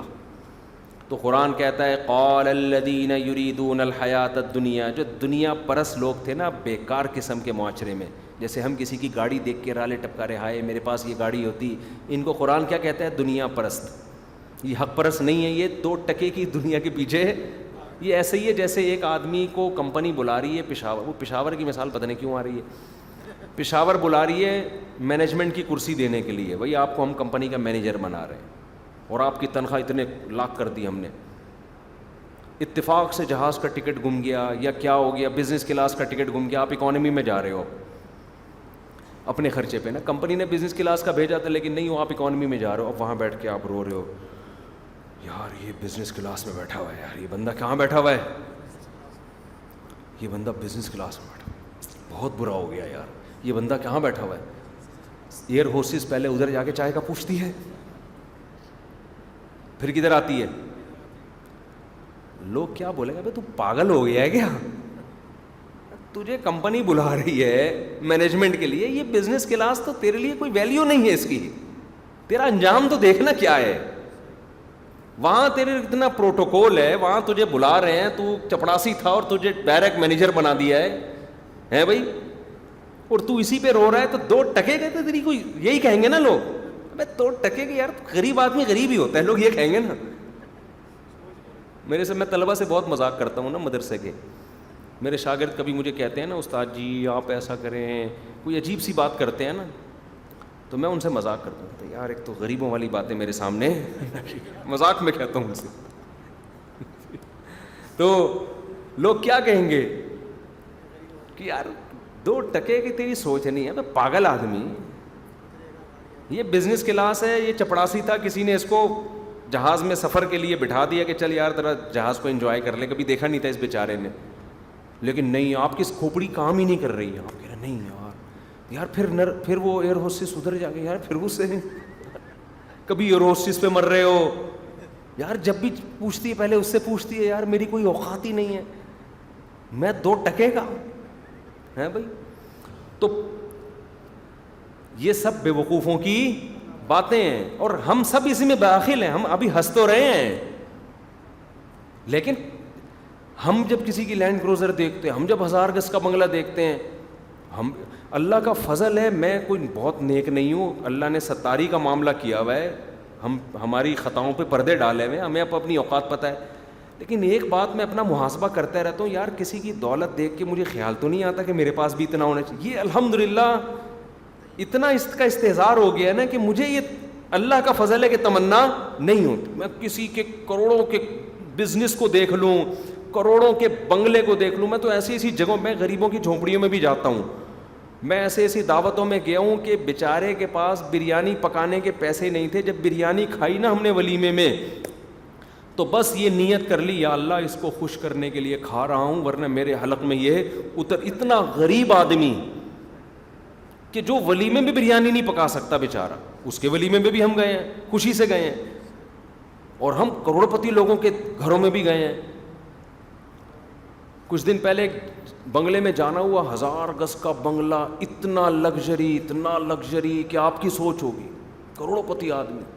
زیادہ ڈیٹیل میں جاؤں گا تو وہ سمجھ جائے گا, اس لیے نہیں جا رہا میں زیادہ ڈیٹیل میں. تو لیکن اللہ کا بڑا فضل ہے کہ کبھی یہ حسرت نہیں ہوتی کہ ہمارے پاس بھی ایسا. میں اس بندے کو دیکھ رہا ہوں, یار تھوڑے دنوں میں اس کا انا للہ ہونے والا ہے. تھوڑے ٹائم انکل کو کہنے والا, تو وہ مجھے دکھا, یہ میرا کمرہ ہے, یہ میرے بیڈ روم ہے, اور یہ پتہ نہیں کیا کیا ہے. مجھے تو ہمارا گھر تو کچن سے شروع ہوتا ہے, واش روم پہ ختم ہو جاتا ہے. تو پتہ نہیں کیا کیا بتا رہے تھے نا وہ, یہ پلینگ ایریا ہے, اور یہ سوئمنگ پول ہے, اور یہ پتہ نہیں کیا کیا, بہت کچھ تھا. اور اتنے ڈیکوریٹ کیا ہوا, بندہ نہیں ہوتا مارکیٹ میں, گھر اتنے بڑے. ہم جب اپنے گھر میں آتے ہیں یار ایسا سکون ملتا ہے, حالانکہ کرائے کا ہے, اس لیے کہ پہلے بچے کھڑے ہوئے ہوتے ہیں. آج اتوار ہے اور بچے میرے صبح سے خون پی رہے ہیں, پیسے چاہیے. میں کہا بھائی پیسے جمعے کو ملتے ہیں. وہ کہہ رہے ہیں ابھی دے دیں, جمعے کو نہیں لیں گے. بچے نا میرے مغرب سے بعد سے پڑے ہوئے ہیں کہ ابو جمعے کے پیسے. میں نے کہا بیٹا جمعے کے پیسے کب ملیں گے, جمعے کو ملیں گے. تو گھر میں رونق ہے الحمدللہ, اللہ نظر بد سے بچائے. یار بچوں کی باتیں کوئی پھینک رہا ہے. ایک نے آج مجھے میسج بھیجا, مجھے کارٹون کے لیے کمپیوٹر چاہیے, میں بہت رو رہا ہوں, میں بہت دیر سے رو رہا ہوں. یہ نا گھر والوں کے واٹس ایپ پہ اس نے مجھے, چھوٹا بچہ ہے بالکل, تو مجھے بتا رہا ہے کہ میں, آپ نے دیکھا نہیں ہے مجھے, لیکن میں آپ کو خبر دے رہا ہوں کہ میں کافی دیر سے رو رہا ہوں. مجھے اتنی ہنسی آئی ہے یار. رپورٹ پیش کر رہا ہے کہ آپ, کیونکہ میں گھر گیا نہیں تھا, تو کہہ رہا ہے آپ کو پتہ ہی نہیں میں بہت دیر سے رو رہا ہوں. تو گھر اتنے بڑے بڑے بنا لیے, بندہ مارکیٹ میں ہے ہی نہیں. بچہ ایک آدھ, وہ بھی کہیں کوئی امریکہ گیا ہوا ہوگا, کوئی جاپان گیا ہوا ہے, ابا اماں اکیلے. اب یہ بیڈ روم کا, یہ بیڈ روم ہے, یہ بھی کیا ہے, یہ بھی بیڈ روم ہے, یہ بھی کیا ہے, یہ بھی بیڈ روم ہے, یہ بھی بیڈ روم ہے. تو کیا ہے, یہ کیا کریں اس بیڈ روم کا, بیڈ ہی بیڈ ہے. اتنے لگژری واش روم کا کیا کریں. واش روم تو واش روم ہے بھائی, صاف ستھرا ہو, بس بدبو نہ آ رہی ہو, ایگزاسٹ فین لگا ہوا ہو, اور ساؤنڈ پروف ہو, یہ ضروری ہے. یہ 3-4 چیزیں واش روم کے بنیادی ارکان میں سے ہیں. آپ کی رپورٹ باہر نہ جائے, ٹھیک ہے نا, جو بھی رپورٹ ہو وہ باہر نہ جائے, اس سے خطرہ ہوتا ہے. پبلک ٹوائلٹ میں نا آدمی کی بے عزتی ہو سکتی ہے.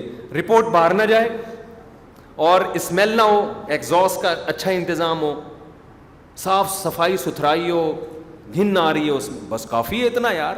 اتنے لگژری کے. ایک صاحب نے بتایا ابھی سونے کے نل کے لگا رہے ہیں وہ صاحب. پاگل پنا ہے یار, سونے کے نل کے لگا رہے ہو تم, یا شاید انہوں نے لمبی چھوڑ دی ہو سونے کے نل کے. برونائی میں تو سنا ہے کہ سونے کے نل کے لگاتے ہیں. کیا کرنا ہے سونے کے نلکے کا؟ اور کسی نے کہا کہ سونے کا پانی چڑھا رہے ہیں. ابے بھائی واش روم کا مقصد ہے خدا کی قسم قبض نہ ہونا, بس یہ اللہ کی سب سے بڑی نعمت ہے. اور آپ کو قبض ہے, اگر آپ کا واش روم جتنا مرضی لگژری ہو, آپ کی لائف میں سکون نہیں ہوگا. قبض کی فکر پہلے کرو, صحیح ہے نا, قبض کی فکر پہلے کرو, بھوک لگے گی تمہیں, پھر زندگی گزارنے کا مزہ آئے گا. تو اللہ کا یہ میرے اوپر فضل ہے. میں اس لیے شیئر کر رہا ہوں تاکہ آپ کی بھی وہ کیفیات بن جائیں. کچھ شو مارنے کے لیے ہمیں تو اپنی اوقات پتہ ہے ہماری کیا اوقات ہے یار, لیکن یہ اللہ کا میرے اوپر فضل ہے. میں بڑے بڑے گھروں میں بھی جاتا ہوں, کروڑ پتی لوگوں سے ملتا ہوں, ان سے میں کبھی متاثر الحمدللہ نہیں ہوتا. کاش میری یہ لائف ہوتی کا.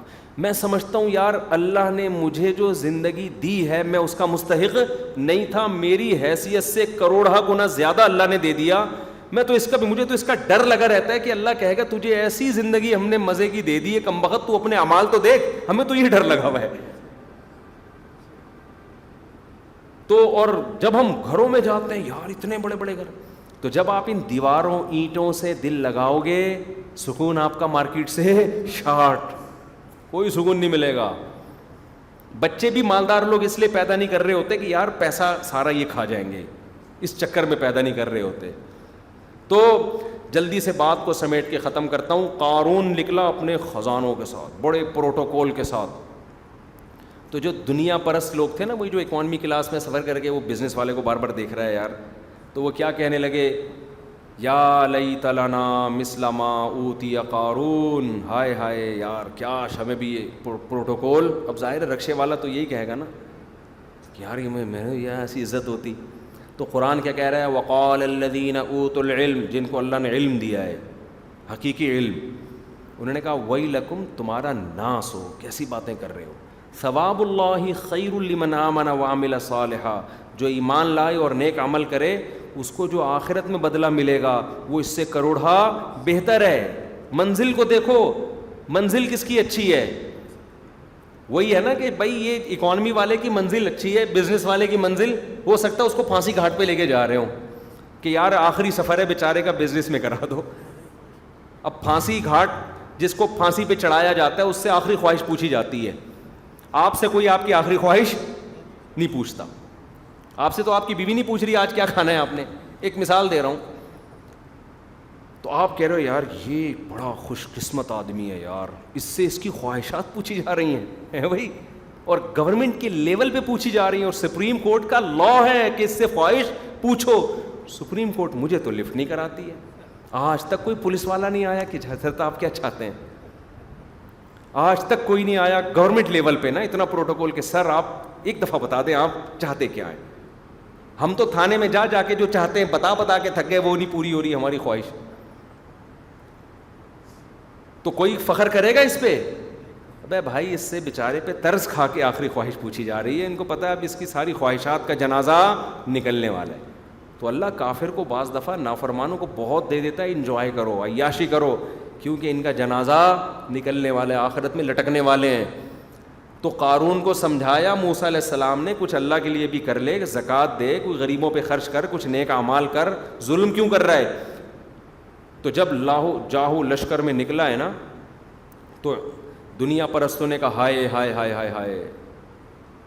تو انہوں نے جب بھی کسی کا بنگلہ دیکھیں نا, دولت دیکھیں, میں کوئی بنگلے دولت کے خلاف نہیں ہوں کہ کسی کا بنگلہ ہے تو آپ اس کو توہین شروع کر دیں. اللہ نے دیا ہے تو 2 بنگلے بنا لے, 4 بنا لے, کوئی گورنمنٹ کی طرف سے بھی پابندی نہیں, اللہ کی طرف سے بھی پابندی نہیں. حسد نہ کیا کریں, جیلسی نہ کریں, رشک نہ کریں اس پہ. یہ قابل رشک نہیں ہے, یہ جیلیسی کے قابل بھی نہیں ہے. حسد بھی آدمی ایسی چیز پہ کرے جو واقعی قابل حسد ہو, تو یہ کوئی حسد بھی نہیں ہے, اس پہ جیلیسی بھی نہیں ہوتی. ہائے بیچارہ ہم وہیں کے وہیں, اب بھائی تو اس کچھ بھی نہیں ہے, مسافر خانہ ہے, تھوڑے دیر مر کے قبر میں دونوں جتنے کیڑے اس کی لاش پہ ہوں گے اتنے ہی آپ کی لاش پہ ہوں گے. کیڑے یہ تھوڑی دیکھتے ہیں ڈیفینس سے آیا ہے کہ لیفٹنٹ سے آیا ہے, پٹیل پاڑا سے آیا ہے بھائی, یا مچھر کالونی سے آیا ہے. قبر کے کیڑے دیکھتے ہیں, ادھر آنکھ بند, ادھر سارا پروٹوکول ختم, کچھ بھی نہیں دیکھتے. کیڑے بڑے ہوشیار ہوتے ہیں یار, کیڑوں کو بہت بڑا کیڑا ہے. تو وہ ایک آدمی درخت پہ چڑھا تھا نا, میں نے سنایا تھا, یہ بہت پرانا ہو گیا. درخت, ایک حکیم صاحب کی عادت تھی, ہر ایک کو کیڑوں کی دوا دیتے تھے. جو بھی آ رہا ہے کیڑوں کی دوا, نزلہ ہو رہا ہے کیڑوں کی دوا نا, کیڑے تاکہ مر جائیں پیٹ پیٹ. لوگوں نے کہا یار یہ کیا, پتہ نہیں کیا مصیبت ہے یار, ہر ایک کو ایک ہی پڑیا دے رہے ہیں, کیڑے مار دو اس کے. ایک دن ایک آدمی درخت پہ چڑھا, نیچے گر گیا, ہڈی ٹوٹ گئی. حکیم صاحب نے اس کو بھی کیڑوں کی دوا دی. انہوں نے کہا یار اس کا کیڑوں ٹانگ ٹوٹی ہوئی ہے. حکیم صاحب نے کہا کیڑا تھا تبھی تو چڑھا تھا درخت پہ. تو واقعی یہ بالکل صحیح دوا دی. آرام سے بیٹھا رہتا نا, یہیں سے کوئی ڈنڈا لا کے پھل توڑ دیتا. تو ہم نے نا, جیسے اس آدمی نے خامخواہ میں اپنے لیے ٹینشن پالی کہ نہیں پالی, درخت پہ چڑھا گر گیا. تو یہ جو کسی کا بنگلہ دیکھ کے حسرت, یار میرے پاس بھی ایسا ہو, یہ بھی آپ کی خامخواہ کی بنائی ہوئی ٹینشن ہے. ٹینشن کچھ ہوتی ہیں واقعی سچی مچی کی, ان میں آدمی ٹینشن میں آئے سمجھ میں آتا ہے. یہ ٹینشنیں اپنی بنائی ہوئی ہیں کہ میرے پاس اتنا پیسہ ہو, میرے پاس ایسی گاڑی ہو, میرے پاس ایسا بنگلہ ہو. آج سے 100 سال پہلے لوگوں کی, بہت سے لوگوں کی بڑی لگژری لائف تھی. کوئی لندن کا UK کا بادشاہ تھا, کوئی سعودیہ کا بادشاہ تھا, کوئی لیبیا کا بادشاہ تھا. سارے کہاں ہیں؟ سب مر کھپ کے ختم. تو جو ان پہ رش کیا کرتے تھے آج وہ افسوس کر رہے ہوں گے یار کن لوگوں پہ ہم نے ٹائم ضائع کیا اپنا.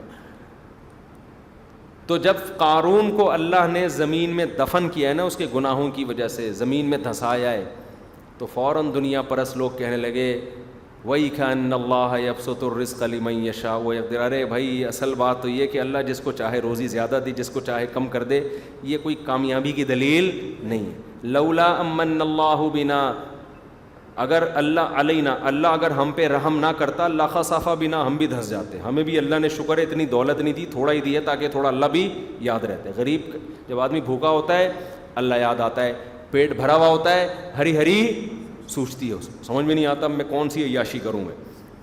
تو یہی بات ہے. تبھی قرآن جنت کے, قرآن دنیا میں اجر کے وعدے نہیں کرتا کیونکہ دنیا کا اجر بہت تھوڑا. قرآن کہتا ہے نہ میں ڈالر میں اجر دوں گا, نہ میں پاکستانی کرنسی میں, تو اللہ ویسے بھی نہیں دے گا اجر, کیونکہ اتنی نیکی کی آپ نے. آج اللہ نے 1 کروڑ روپے دی, اگلے دن وہ کروڑ کی ویسی 2 ٹکے کی بھی نہیں. اس لیے اللہ پاکستانی کرنسی میں تو جس کو تنخواہ مل رہی ہے تو سمجھ لو یہ قدرت ایک یعنی گورنمنٹ کی طرف سے مل رہی ہے, یہ اللہ کی کوئی فضل نہیں ہے. تو اللہ نے دنیا میں کی چیزوں کا اجر رکھا ہی نہیں ہے. دے دے, اس کی رحمت ہے, بعض دفعہ دے بھی دیتا ہے. وعدے کیے ہیں کس کے؟ آخرت. پھر آخرت میں جو وعدے کیے ہیں بڑے خاندانی ہیں. جنت سے کم کوئی اجر نہیں ہے. بات جہاں شروع ہوتی ہے جنت سے. اور کمال ہے, آپ تورات اٹھا کے دیکھیں, جو اتنی قدیم کتاب ہے نا تورات, آسمانی کتابوں میں جو یہودیوں کی ہے, اس میں بھی جگہ جگہ جنت. میں نے تو پڑھی ہے نا, عہد قدیم عہد جدید. آپ بائبل اٹھا کے دیکھیں, اس میں بھی جگہ جگہ جنت. یعنی اتنی تحریف یہودی عیسائیوں نے کی, مگر وہ جنت اور جہنم کو ان کتابوں سے نہیں نکال سکے. جہاں بھی نیک لوگوں کے اعمال کا تذکرہ آتا ہے, جنت جنت جنت جنت, باغ. اور ہمیشہ ایک چیز, باغ اس کے نیچے نہریں بہتی ہیں, باغ اس کے نیچے. اپنے نیک بندوں کو میں ایسے باغات دوں گا جس کے نیچے نہریں بہتی ہیں, نیک بندوں کو باغات دوں گا جس کے نیچے. اللہ تو نہروں کا اتنا تذکرہ کیوں کر رہے ہے بھائی؟ کچھ اور کہہ دے. نہیں, بات جہاں شروع ہوگی, میرے نیک بندے ان کو میں باغات دوں گا جن کے نیچے نہریں. اور جنت باغ کو نہیں کہتے, انتہائی سیاہ گھنے باغات کو کہتے ہیں. کیوں؟ جنت کا جو لفظ نکلا ہے نا, آپ نے لفظ سنو گا نا, جنون اور مجنون اور جن, یہ سب ایک ہی جیسے الفاظ ہیں. ان کا جو مادہ اشتقاق ہے نا, جہاں سے یہ لفظ نکلے, یہ ایک ہے. جن کا جنہ یا جنو کا عربی میں معنی ہوتا ہے ڈھانپ لینا. قرآن میں آتا ہے فلما جن علیہ اللیل، جب ابراہیم کو رات نے ڈھانپ لیا تو حضرت ابراہیم نے ستارہ دیکھا. تو جنہ کا معنی کیا ہوتا ہے؟ ڈھانپنا. مجنون کو مجنون اس لیے کہتے ہیں اس کی عقل کو ڈھانپ لیا ہوتا ہے، عقل بند ہو گئی ہے نا اس کی، گویا پردوں میں لپٹ گئی ہے. جن کو بھی جن اس لیے کہتے ہیں ڈھانپا ہوا ہے، چھپا ہوا ہے، نظر نہیں آ رہا. اور اللہ کا شکر ادا کرو کہ نظر نہیں آ رہا. تو نظر آئے گا تو پھر ہم نظر نہیں آئیں گے. ٹھیک ہے، یہ عاملوں کو نظر آ رہا ہوتا ہے پھر بھی عامل ہمیں نظر آتے ہیں، اس کا مطلب ان کو بھی نظر نہیں آتا. اگر عاملوں کو واقعی میں جن نظر آ رہا ہوتا تو ہمیں عامل نظر نہیں آتے، وہ خوف سے مر چکے ہوتے. تو جن کو بھی جن اس لیے کہتے ہیں چھپی ہوئی چیز ہے، نظر نہیں آتی. تو جنت بھی اسی سے نکلا ہے، ڈھکا ہوا چھپا ہوا باغ. بعض باغ ایسے ہوتے ہیں اتنے گہرے سبز جیسے سیاہ، حقیقت میں سیاہ نہیں ہوں گے، سبز ہوں گے. میں جب تنزانیہ گیا نا، آپ افریقہ وغیرہ جائیں تو وہاں بارشیں بہت ہوتی ہیں، تو آپ کو وہاں جو پودوں میں اور درختوں میں گرینری نظر آئے گی نا، وہ بڑی تیز قسم کی گرینری ہوتی ہے، چمکتی ہوئی، یعنی اٹریکشن بہت ہوتی ہے اس میں، آنکھوں کو بہت بھاتی ہے. اس وقت میں نے کہا یار جو اللہ بار بار جنت جنت جنت کہہ رہے ہیں نا، وہ اس سے بھی اچھی ہوگی، یعنی اٹریکشن ہوگی اس کے اندر. تو اللہ جگہ جگہ بیان کرتے ہیں جنت دوں گا تجری من تحتہا الانہار، جس کے نیچے کیا بہتی ہیں؟ نہریں. تو یہ بار بار اللہ اپنے بندوں کو کیوں بیان کرتے؟ کچھ دن پہلے ایک صاحب سے ملاقات ہوئی، وہ کینیڈا سے آئے، مجھے کہتے ہیں مفتی صاحب میں بس سوچتا ہوں یا بار بار نا جنت کو سوچتا ہوں میں، اور دعا کرتا ہوں مجھے وہ مل جائے. میں نے کہا کیوں اتنا؟ کہہ رہے یار بار بار جو اللہ قرآن میں کہتے ہیں جنت جس باغ جس کے نیچے نہریں. حقیقت میں آپ جائیں نا ناران کاغان گرمیوں میں، اور جو دریا، نہر عربی میں دریا کو کہتے ہیں، خوب سمجھ لیں. ہمارے ہاں تو نہر کہتے ہیں جو گندے نالے کی تھوڑی سی، یہ لیاری والی بھی نہر ہے. ہماری نہر سوئز یہی ہے جس پہ ہمارا لیاری ایکسپریس بنا ہوا ہے نا. تو اس کو نہیں کہتے عربی میں، نہر دریا کو کہتے ہیں. تو دریا بہتے ہیں. تو آپ کبھی ناران کاغان بارشوں کے موسم میں جائیں، جو گرینری ہوگی اور جو بل کھاتے ہوئے دریا ہوں گے اور پانی کا شور ہوگا، یہ چیز بہت انسان کو تازہ کر دیتی ہے. یہ تو اللہ نے بھی ایسے ہی شور ہوگا پانی کا جنت میں، پانی کے شور میں پتہ ہے کتنا سکون ہے. یوٹیوب پہ جن لوگوں کو نیند نہیں آ رہی ہوتی ہے نا، ان کے لیے آرٹیفیشل ویڈیوز ہیں جن میں پانی کا شور دکھایا گیا ہے تاکہ اسے سن کے سو جائیں. آپ سرچ کر کے دیکھیں. بارش کا شور بھی سکون دیتا ہے انسان، ورنہ شور کی جو نیچر ہے وہ ہے آپ کو بے سکون کر دینا. شور میں انسان کو نیند، بولتے کیوں نہیں آتی. لیکن کچھ شور ایسے ہوتے ہیں جس سے انسان کو سکون ملتا ہے، انہی میں پانی کا شور بھی ہے. تبھی آپ دیکھیں جو ہوٹل دریا کے کنارے ہوں، جہاں پانی کے آبشاروں کے گرنے کی آوازیں آ رہی ہوں، ان ہوٹلوں میں ایک دن کا کرایہ بہت زیادہ ہوتا ہے. تو اللہ نے جنت کو ایسا بنایا، بڑے بڑے دریا جو ہے نا آبشاریں، اس میں پانی کا شور بہت ہے، وہ بل کھاتے ہوئے دریا ہے، اور پھر اس کے اندر اللہ نے محلات بنائے. تو اللہ کا اجر میرے بھائی تھوڑا نہیں ہے. اور کمال کی بات یہ کہ اللہ کہہ رہا ہے اس جنت کو ہدف بناؤ گے تو ہم دنیا میں بھی سکون دیں گے. تو وہ بات وہیں رہ گئی تھی، سکون کیوں ملے گا دنیا میں؟ اس لیے کہ آپ کا ہدف ایک حقیقی ہدف ہوگا. جو آدمی سفر سے دل لگا لے تو اس کو کبھی بھی سکون کیوں؟ مصنوعی طور پر تو اپنے آپ کو جیسے چائے کی ملائی میں پھونک مار کر چائے پی لو والا سکون تو مل جائے گا اس کو، حقیقت میں سکون نہیں ملے گا. اتنا ہی ملے گا کہ کوئی آپ سے کہے گا مصیبتیں جب دنیا میں آئیں تو چائے کی ملائی کو پھونک مار کے پی جاؤ. تو جب تک مصیبتیں نہیں ہوں گی نا، آپ کو بڑا سکون ملے گا. یہ جملہ سن کے کیا زبردست موٹیویشن ملی ہے.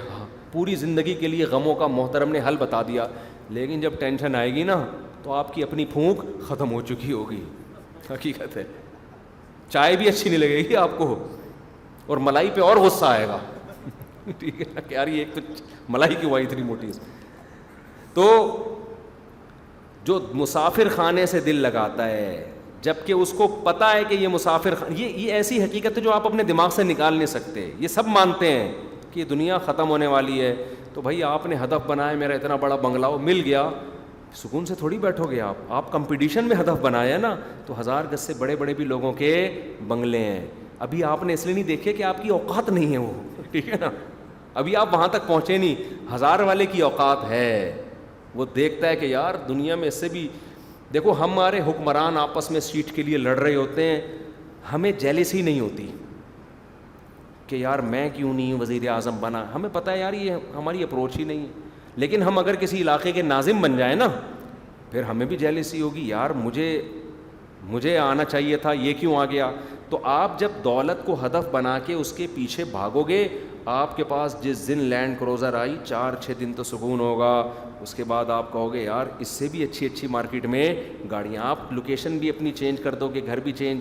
آپ پٹیل پاڑا سے نکل کے کہاں جاؤ گے؟ ڈیفینس. پھر وہاں آپ اس اسٹائل کے لوگوں سے ملو گے. آپ پھر اس سے اوپر جا کے اس سے اوپر اسی غم میں پھر آپ کو بڑھاپا آنا شروع ہوگا. پھر آپ کو یہ ہو کیا رہا ہے میرے ساتھ, یہ میرے ساتھ, میرے بال کہاں جا رہے ہیں, میرے دانت کیوں گر رہے ہیں. اتنی سائنس نے ترقی کر لی, میرے دانت نہیں بچا سکتی وہ. کمر میں درد کیوں ہوا, ایک دم رپورٹ آئے گی آپ کو تو جی کڈنی کا کینسر ہے. میں نے دیکھا ہے, اپنے ہی رشتہ داروں میں دیکھا ہے, بڑے بڑے اچھی زندگی لگژری, اور اپنے ہی ریلیٹیوز میں دیکھا ہے.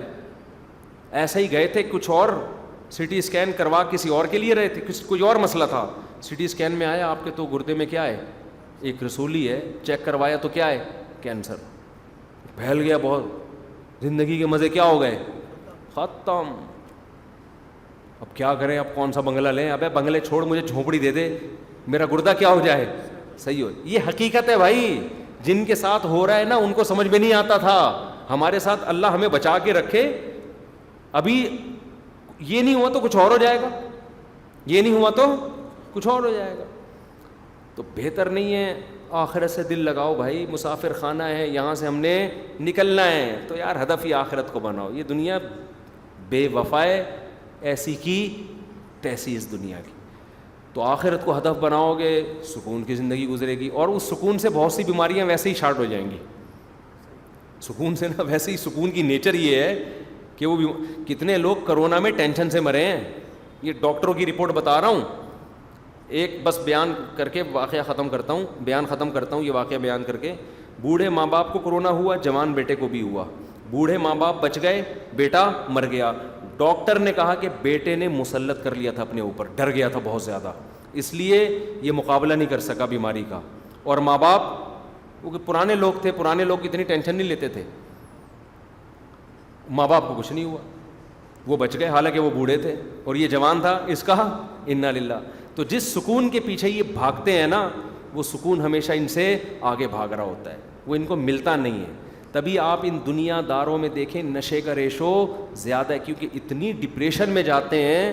اگر دنیا ترقی کر رہی ہوتی تو نشہ بڑھ تھوڑی رہا ہوتا, کم ہو رہا ہوتا. جو نشئی ہیں وہ بھی چھوڑ رہے ہوتے کہ یار ہمیں ویسے ہی لائف میں اتنا مزہ آ رہا ہے, اب ہمیں نشہ کرنے کی ضرورت نہیں. ڈرگس اور نشے کا ریشو بڑھ رہا ہے. یہ بڑھنا اس کی علامت ہے کہ بے سکونی بڑھ رہی ہے. حالانکہ سکون کے تو سارے وسائل ہیں آپ کے پاس. غریب سے غریب آدمی بھی سفر کر سکتا ہے پیدل, اس کو پشاور جانے کی ضرورت نہیں ہے. سکون کے سارے ذرائع ہیں, بے سکونی ہول سیل کے حساب سے پھیل رہی ہے. خودکشیاں ہو رہی ہیں, کیا کچھ دیکھ لو آپ کیا ہو رہا ہے. تو اس لیے میرے بھائی, سکون چاہتے ہو, آخرت کو ہدف بناؤ. سکون کے لیے نہیں, اگر سکون کے لیے بناؤ گے پھر نہیں ملے گی آخرت, کیونکہ اللہ آپ کے دل کے چور کو جانتا ہے. اللہ کہتا ہے یہ آخرت کو ہدف بنا رہا ہے سکون کے لیے, اس کا اصل ہدف سکون ہے, آخرت نہیں ہے. سکون بھی زندگی سے ختم کر دو, یعنی سکون کا ہدف بنانا. بولو بھائی آخرت چاہیے ہمیں, سکون گیا تیل لینے, بس پھر ملے گا سکون. اور اگر کیونکہ لوگ نا ٹرائی کر رہے ہوتے ہیں, چلو جی مفتی صاحب کا بیان سنو, میں آخرت کو ہدف بناتا ہوں, میں ہر عمل میں نیت کرتا ہوں جنت کی, میں اگر بزنس بھی کر رہا ہوں اس لیے تاکہ رزق حلال کماؤں اور پھر خود بھی کھاؤں, لوگوں کے سامنے ہاتھ نہ پھیلانا پڑے. سکون تو ملا نہیں یار مجھے. اگلے دن چیک کر رہا ہوتا ہے, آج میں ڈپریشن کی 2 گولیاں کھاتا تھا, آج 4 کھائی ہیں میں نے, ٹھیک ہے نا. تو کہاں گیا سکون بھائی؟ بھائی اس کا مطلب آپ کے دل میں کیا ہے, چور ہے. سکون کو بھی ایک طرف رکھو, سکون کی بھی ایسی کی تیسی, آخرت ہے. تو جو اس کو ہدف بنائے گا نا, ایک صاحب نے حضرت حکیم الامہ مولانا اشرف تھانوی رحمۃ اللہ علیہ کو بتایا کہ نماز میں مزہ ہی نہیں آتا. انہوں نے کہا بھائی نماز تو اللہ کے لیے پڑھی جاتی ہے, مزہ کے لیے تھوڑی پڑھی جاتی ہے. مزہ آئے نہ آئے پڑھو آپ, بس اللہ کہہ رہا ہے. تو جب اللہ کے لیے پڑھو گے تو اسی میں انشاءاللہ سکون ملنا. سکون کو لفٹ نہ کراؤ. اللہ تعالیٰ سمجھنے کی عمل کی توفیق عطا فرمائے. میں جلدی سے سوال دے دو, بہت زیادہ ہو گیا, آج ٹائم بہت ہو گیا. ہمیشہ بولتا ہوں تھوڑا مختصر کروں گا. انڈیا کی ایک سیاسی جماعت کی عورت نے حضور صلی اللہ علیہ وسلم کی حضرت عائشہ کے 9 سال کی عمر میں نکاح پہ انتہائی گستاخانہ جملے, میں نے پورا اس پہ پچھلے ہفتے بات کر دی ہے. اچھا بھائی, میرے والد صاحب اکثر ڈاکٹر وجاہت اقبال ان کو فالج ہو گیا ہے. ان کیا ہم اچھا نماز نہیں پڑھتے, وضو نہیں کرتے, تو کیا نماز وضو کے مسائل میں ان کے فائدے کے لیے ان پر تھوڑی سختی کر سکتے ہیں؟ اچھا, وہ ایکسرسائز اور کھانا کھانے میں بہت تنگ کرتے ہیں. مصنوعی سختی کھانا کھلانے میں نماز میں کر سکتے ہیں ان کے فائدے کے لیے, کیونکہ سستی کا شکار ہو جاتا ہے انسان, پھر اسی میں موت واقع ہو جاتی ہے. انما الاعمال بالخواتیم, حدیث میں آتا ہے اعمال کا مدار کس پر ہے؟ خاتمے پر ہے. تو دل میں اللہ سے توبہ بھی کر لے, اللہ میں باپ کے ساتھ میرا ارادہ توہین کا نہیں ہے, لیکن تھوڑی سختی سے فائدہ ہو جائے گا, یہ نماز پڑھ لیں گے تو آخری وقت ان کا اچھا گزرا. اور اگر لیکن توہین سے ان کو تکلیف ہو رہی ہے, وہ بعض دفعہ تکلیف کا پتہ ایسے چلے گا کہ وہ آپ کے کہنے سے نہیں پڑھ رہے اور ضد میں آ رہے ہیں, اس کا مطلب اب فائدہ نہیں. تو اس طرح سے کر لیں. جیسے بعض دفعہ مریض کو گولی کھلانی پڑتی ہے, ماں باپ بیمار ہو جاتے ہیں نا, وہ دوا نہیں کھا رہے ہوتے تو آدمی زبردستی کھلاتا ہے نا, زبردستی کھلاتا ہے. ایک پیر صاحب تھے, ان کا بیمار ہو گئے, اب ان کا دماغ بھی کام نہیں کر رہا تھا, تو وہ ہسپتال جا نہیں رہے تھے, تو انتقال ہو گیا. تو مریدوں سے کہا کہ ابے ان کو ایمرجنسی میں ہاسپٹل جا کے, رہے حضرت پیر صاحب سختی سے منع کر رہے تھے. ابے وہ تو دماغ کام نہیں کر رہا, تمہیں اگر محبت تم گن زبردستی اٹھا کے لے جاتے نا, صحیح ہے نا. تو ایسے موقع پہ ایک آدمی کہہ رہا ہے مجھے نہیں جانا, کہہ رہے چلو ٹھیک ہے پھر یہیں رہ لو. اس کا مطلب وہ کہہ رہے ہیں میں نے مرنا ہے تو چلو کوئی بات نہیں, آپ کی اپنی لائف ہے, آپ جیسے چاہیں, آپ کا اپنا فیصلہ ہے. جس سے محبت ہوتی ہے انسان کہتا ہے نہیں مرنے دیں گے بھائی تیرے کو, ٹھیک ہے نا. تو پیر صاحب کا قیامت میں پکڑیں گے وہ اپنے مریدوں کو. صحیح. اچھا بھائی, تھوڑا سا حیا کے خلاف ہے یہ اور لمبا بھی ہے, بعد میں پوچھ لیں. اگر کوئی نبی یا صحابہ اولیاء اللہ کی گستاخی کر رہا ہو تو ایسے شخص کے لیے اصل حکم کیا ہے؟ حکومت کے حوالے کرنا چاہیے, وہ خود سے گستاخ ہوا. آج کل گستاخی کے نام پہ ڈرامے بازی بہت ہو رہی ہے اپنی ٹھڑک پوری کرنے کے لیے. وہ دیکھو نا سیال کوٹ میں مار دیا پکڑ کے بندہ, وہ اسٹیکر پھاڑے تھے اس نے. تو اس لیے بالکل اس بارے میں عوام کو قانون ہاتھ میں لینے کی اجازت نہیں ہے کہ آپ خود ہی پکڑ کے پوٹ دیں. بہت غلط استعمال ہوتا ہے. قانون بنا ہوا ہے, اس قانون پر فیصلہ کریں اور دباؤ نہ ڈالا کریں پولیس پر. بعض دفعہ پولیس مجبور ہو کے ایف آئی آر کاٹتی ہے, اس کو پتہ ہے ایف آئی آر نہیں کاٹی تو یہ ہمیں کاٹ کے پھینک دیں گے محلے والے. تو آپ کا جتنا فرض تھا ادا ہو گیا بس. مفتی صاحب, میں نے آپ کے بیان میں سنا کہ تہجد اور سحری کا وقت دارالعلوم کراچی کے نقش اوقات میں نماز میں دیے گئے وقت سے 15 سے 20 منٹ بعد تک رہتا ہے. اس وجہ سے میں نے عشاء کی نماز جو ہے دارالعلوم نقش نماز کے اوقات سے 18 منٹ بعد تک پڑھی. تو کیا یہ نماز ادا ہو گئی یا نہیں؟ عشاء کی نماز آپ نے 18 منٹ تو بہت دیر ہو گئے. عشاء تو ہو گئی, لیکن عشاء میں اتنی تاخیر تو ویسے ہی گناہ ہے بھائی. آدھی رات سے زیادہ عشاء مؤخر کرنا جائز نہیں ہے. ہو تو گئی لیکن گناہ کی بات ہے یہ. مفتی صاحب, اگر ایک آدمی کا انتقال ہو جائے اور اس کی بیوی کسی دوسری جگہ شادی کر لے اور پھر وہ شوہر بھی مر جائے, پھر وہ تیسری جگہ شادی کرے, تو بتائیں جنت میں وہ عورت کیا کس کو ملے گی؟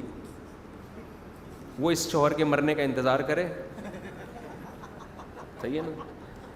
ہمارے ریلیٹیو میں خاتون تھی, ان کی شادی, ان کے شوہر کا انتقال ہو گیا, پھر شادی دوسرے شوہر کا بھی انتقال ہو گیا. پھر ان کے لیے رشتہ آیا تو انہوں نے مجھ سے مشورہ کیا. میں نے کہا اچھا رشتہ ہے کر لے. انہوں نے کہا بھائی یہ عمر میں زیادہ ہے. میں نے کہا اگلی دفعہ اس سے اچھا دیکھیں گے انشاءاللہ, ٹھیک ہے نا. اس دفعہ اس پہ گزارا, غصہ ہوئے, دماغ خراب ہو گیا ہے. تو میں نے کہا بھائی میں 2 تو نکل لی ہیں, اب یہ تھوڑا ایجڈ بھی ہے تو ایک فائدہ بھی ہے. ہوتی ہے. تو ایسا ہی ہے میرے بھائی. دیکھو جو آخری میاں ہوتا ہے نا عورت, قانون یہی ہے کہ عورت جنت میں اس کو ملے گی جو لاسٹ میں آیا اس کی زندگی میں. اب اس میں خواتین کو یہ ہوتا ہے کہ میرا پرانا والا تو بہت اچھا تھا, یہ نیا والا تو مجھے پسند ہے ہی نہیں. یہ خواتین کو ہوتا ہے. عورت کا اصول یہی ہے, صحابہ تابعین سے یہ ثابت ہے کہ جو آخری شوہر تھا اس کی زندگی میں آیا, عورت اسی کو ملے گی. اس پہ میں نے بتایا کیا اشکال ہوتا ہے خواتین کو. ان کو وہ کمپیئر کرنے میں وہ کہتی ہیں اگر وہ پرانا زندہ ہو کے آ جائے تو ہم اس سے طلاق لے کے اس سے شادی کر لیں, وہ تو مر گیا تھا بیچارہ, اچھا تھا. تو یہ خوب سمجھ لیں کہ دیکھو ہمیں شریعت نے اصول اور قاعدے تو بیان کر دیے, لیکن اس سے بڑا اصول یہ بیان کیا ہے کہ جنت میں کوئی غم اور پریشانی نہیں ہوگی. تو جب اللہ آپ کو آخری میاں دے رہا ہے جنت میں, تو سمجھ لیں کہ اللہ آپ کے دل میں اس کی اتنی محبت ڈال دے گا کہ آپ کو پرانا والا بالکل بھی اچھا نہیں لگے گا. اللہ اس کی محبت ڈال دے گا. آپ کہہ سکتی ہیں کہ اس ڈیزائن کی محبت تو میرے دل میں آ نہیں سکتی, اس کا ڈیزائن اس ٹائپ کا ہے, بعض میاؤں کے ڈیزائن ایسے ہوتے ہیں. تو بھائی ریپیئرنگ اللہ کر سکتا ہے کہ نہیں کر سکتا؟ کیا خیال ہے؟ جب ہم ایک گاڑی ایسی جو ہر طرف سے پچکی ہوئی دبی ہوئی گاڑی ہوتی ہے, میکینک کے پاس لے کے جاؤ, ڈینٹنگ پینٹنگ کر کے ایسے ہی بنا دے گا جیسے بھی شو روم سے نکلی ہے. تو جب ایک ڈینٹر یہ کام کر سکتا ہے کہ پرانی گاڑی جس پہ 20 قسم کے ڈنٹ ہوں نئی بنا کے پیش کر سکتا ہے, تو خدا آپ کے یہ والے میاں کو ریپیئر نہیں کر سکتا کیا؟ تو اس لیے خواتین اس کی ٹینشن لیتی ہیں اور اس چکر میں بعض دفعہ شادی نہیں کرتی. پرانے میاں سے ان کو اتنی محبت ہوتی ہے کہ وہ کہتی ہیں بھائی ہم نے تو اسی کے وفا کی, اب اسی کے ساتھ نئی شادی ہم نے نہیں کرنی ہے. تو یہ بھی شریعت کی تعلیمات کے خلاف ہے. بس وہ چلا گیا, اس کو جانے دو. اور پھر بھی شیطان اگر وسوسہ ڈالے نا کہ نہیں ہمیں تو پرانا والا ہی چاہیے, ہم نے شادی, تو شادی کرو, کیونکہ شریعت اس کی ترغیب دیتی ہے. بغیر نکاح کے زندگی کو شریعت پسند نہیں کرتی. ہاں اگر شیطان پھر بھی وسوسے ڈالے کہ نہیں جی میں نے نئے والے کے ساتھ جنت میں رہنا ہی نہیں ہے, میں پرانے والے کے ساتھ, تو یہ سوچ لیا کرو وَلَكُمْ فِيهَا مَا تَشْتَهِي أَنفُسُكُمْ. قرآن کہتا ہے تمہاری جو خواہش ہوگی اللہ جنت میں پوری کرے گا, یہ اللہ کا وعدہ ہے. تو آپ کے دل میں اللہ پہلے تو اس کی محبت ڈال دے گا. اگر پھر بھی شیطان کہنے نہیں مجھے یہ والا چاہیے ہی نہیں, تو بھائی اللہ اس کو کوئی اور دے دے گا. آپ کو کیا دے دے گا؟ پرانا والا دے دے گا. اس کو اللہ کہے گا بھائی اب ہو سکتا ہے یہ کہنی مجھے یہ والی چاہیے, مجھے کیا چاہیے. تو دل کس کے ہاتھ میں ہے؟ اللہ کے ہاتھ میں ہے نا. تو اللہ دلوں کو چینج کر سکتا ہے. تو یہ ٹینشن نہ لو نیا والا کہ پرانا والا. جنت میں اللہ نے اصول بیان کر دیا ہے وَلَكُمْ فِيهَا مَا تَشْتَهِي أَنفُسُكُمْ. جس چیز کا دل چاہے گا وہ خواہش تمہاری پوری ہوگی, اور وہاں ناجائز کا دل چاہے گا ہی نہیں. یہ بھی سمجھ لیں. کوئی چرسی بھی سوچ سکتا ہے اچھا مجھے وہاں سٹا بھی ملے گا, کوئی ہیرو, بھائی ایک بری چیز کا دل ہی نہیں چاہے گا وہاں پہ, حلال ہی کا دل چاہے گا جو حلال لذتیں ہیں. تو اللہ جب ہر خواہش پوری کرے گا تو وہ آخرت میں اللہ کیسے کرے گا یہ اللہ پہ چھوڑ دیں. دنیا میں اللہ نے ہماری ذمہ داری لگائی ہے کہ ہم بغیر نکاح کے زندگی نہ گزاریں. عورت جب تک جوان ہے تو وہ ہاں اس کے دل میں چاہت ہی نہیں ہے بالکل. بعض عورتیں ایسی ہوتی ہیں ان کو نکاح کی رغبت ہی نہیں ہوتی. ان کا پھر مسئلہ یہ ہوتا ہے اگر وہ نکاح کر لیں گی پھر شوہر کے حقوق نہیں ادا کرتی, وہ پھر محبت ہی نہیں ہوتی, وہ پھر نہ کریں.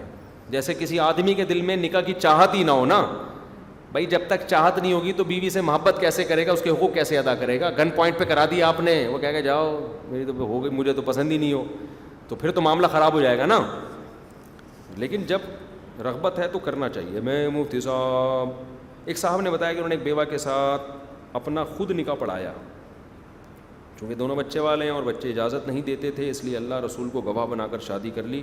منطق یہ ہے کہ گناہ سے بچا جائے, تو گناہ تو کر لیا نا, جب بغیر گواہ کے شادی ہو گئی تو زنا ہو گیا پھر تو. یہ ایک صاحب مجھ سے کہنے لگے شیعہ لوگ متع کے قائل ہیں نا کہ ٹیمپریری شادی جسے کہتے ہیں, 1 ہفتے کی شادی 2 ہفتے کی, یہ شیعہ مسلک میں جائز ہے. تو میں نے کسی سے بحث کی, میں نے کہا یار یہ تو زنا ہے, یہ کیا ہے؟ انہوں نے کہا نہیں یہ زنا نہیں ہے کیونکہ اس میں 2 گواہ بھی ہوتے ہیں.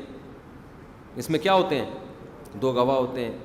دیکھو نکاح میں اور زنا میں کیا فرق ہے؟ نکاح ٹوٹتا ہے طلاق سے. نکاح کس سے ٹوٹتا ہے؟ طلاق کے بغیر نہیں ٹوٹ سکتا نکاح.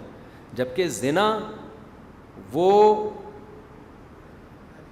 ظاہر ہے وہ شریک حیات تھوڑی ہوتی ہے آپ کی, وہ آپ کی شریک حیات نہیں ہے, وہ جب چاہے چلی جائے. تو اس میں آپ ایگریمنٹ کر لیتے ہیں 1 ہفتے کی, 2 ہفتے کی, 1 مہینے کی.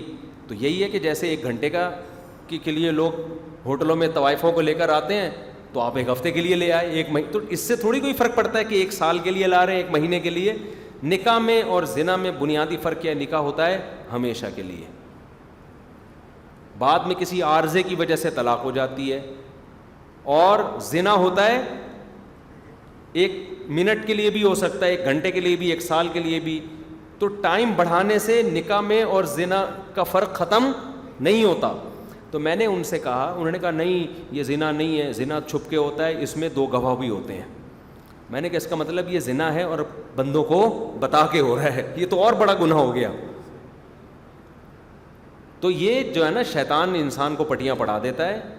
اچھا پھر وہ کہنے لگے کہ اب کیا کرے انسان زنا سے بچنے کے لیے, کیا کرے پھر؟ مجھے کہنے لگے نا. میں نے کہا شادی کرے اور کیا کرے. کہہ رہے رشتہ مل نہیں رہا تو زنا سے بچنے کے لیے متعی تو کرے گا, وہ مجبوری ہے. تو میں نے کہا زنا سے بچنے کے لیے وہ یہ کر رہا ہے کہ 2 آدمیوں کو گواہ بنا کے زنا کر رہا ہے. یہ زنا سے بچا تھوڑی ہے تو ٹیمپریری نا, 1 گھنٹے کی شادی, 2 گھنٹے کی شادی. تو طوائف میں یہی تو ہوتا ہے. اور دیکھو متع کے حرام ہونے کی ایک سب سے بڑی دلیل یہ بھی ہے, نکاح انسان جب کرتا ہے بھرے مجمع میں, کیا خیال ہے, بتا کے کرتا ہے, اپنی بیٹی کا نام سب کے سامنے اناؤنس کرے گا, میں نے اپنی بچی کا نکاح فلاں سے کیا, اور رخصتی دھوم دھام سے ہوتی ہے.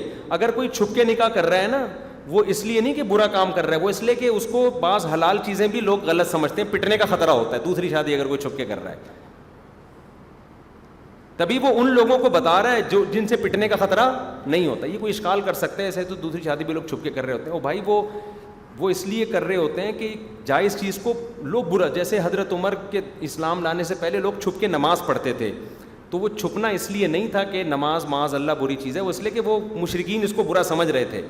لیکن متع ایسی چیز ہے جو بھی کرتا ہے کبھی بھی علی اعلان نہیں کرتا.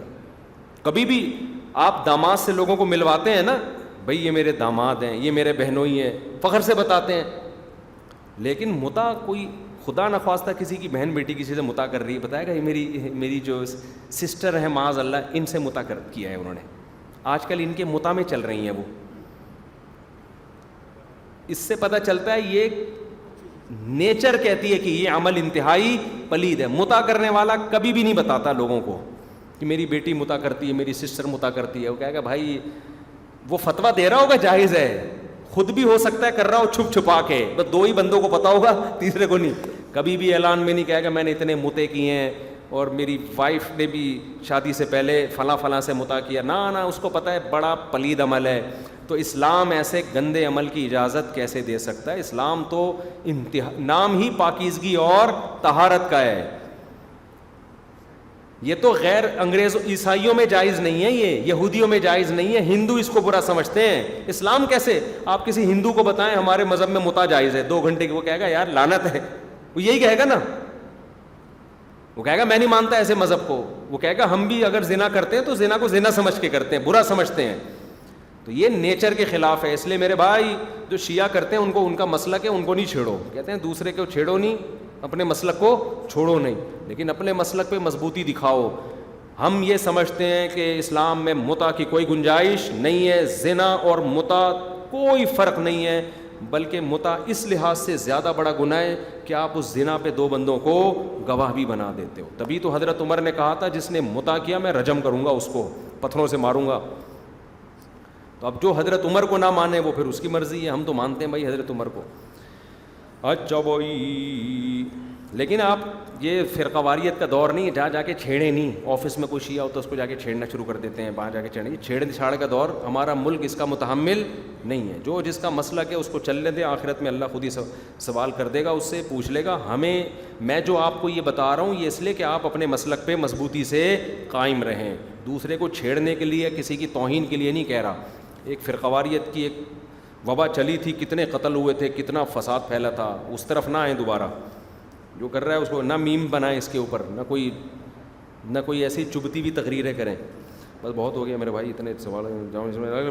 جامعۃ الرشید والوں نے الگ بورڈ کی ضرورت کیوں محسوس کی؟ اس پر اکابر کو کافی تحفظات ہیں, کیونکہ پچھلے ادوار میں آرمی چیف اور ترجمان وغیرہ آ چکے ہیں جس سے بدگمانیاں پیدا ہوئیں. آرمی چیف کا دورہ ہوا وغیرہ وغیرہ.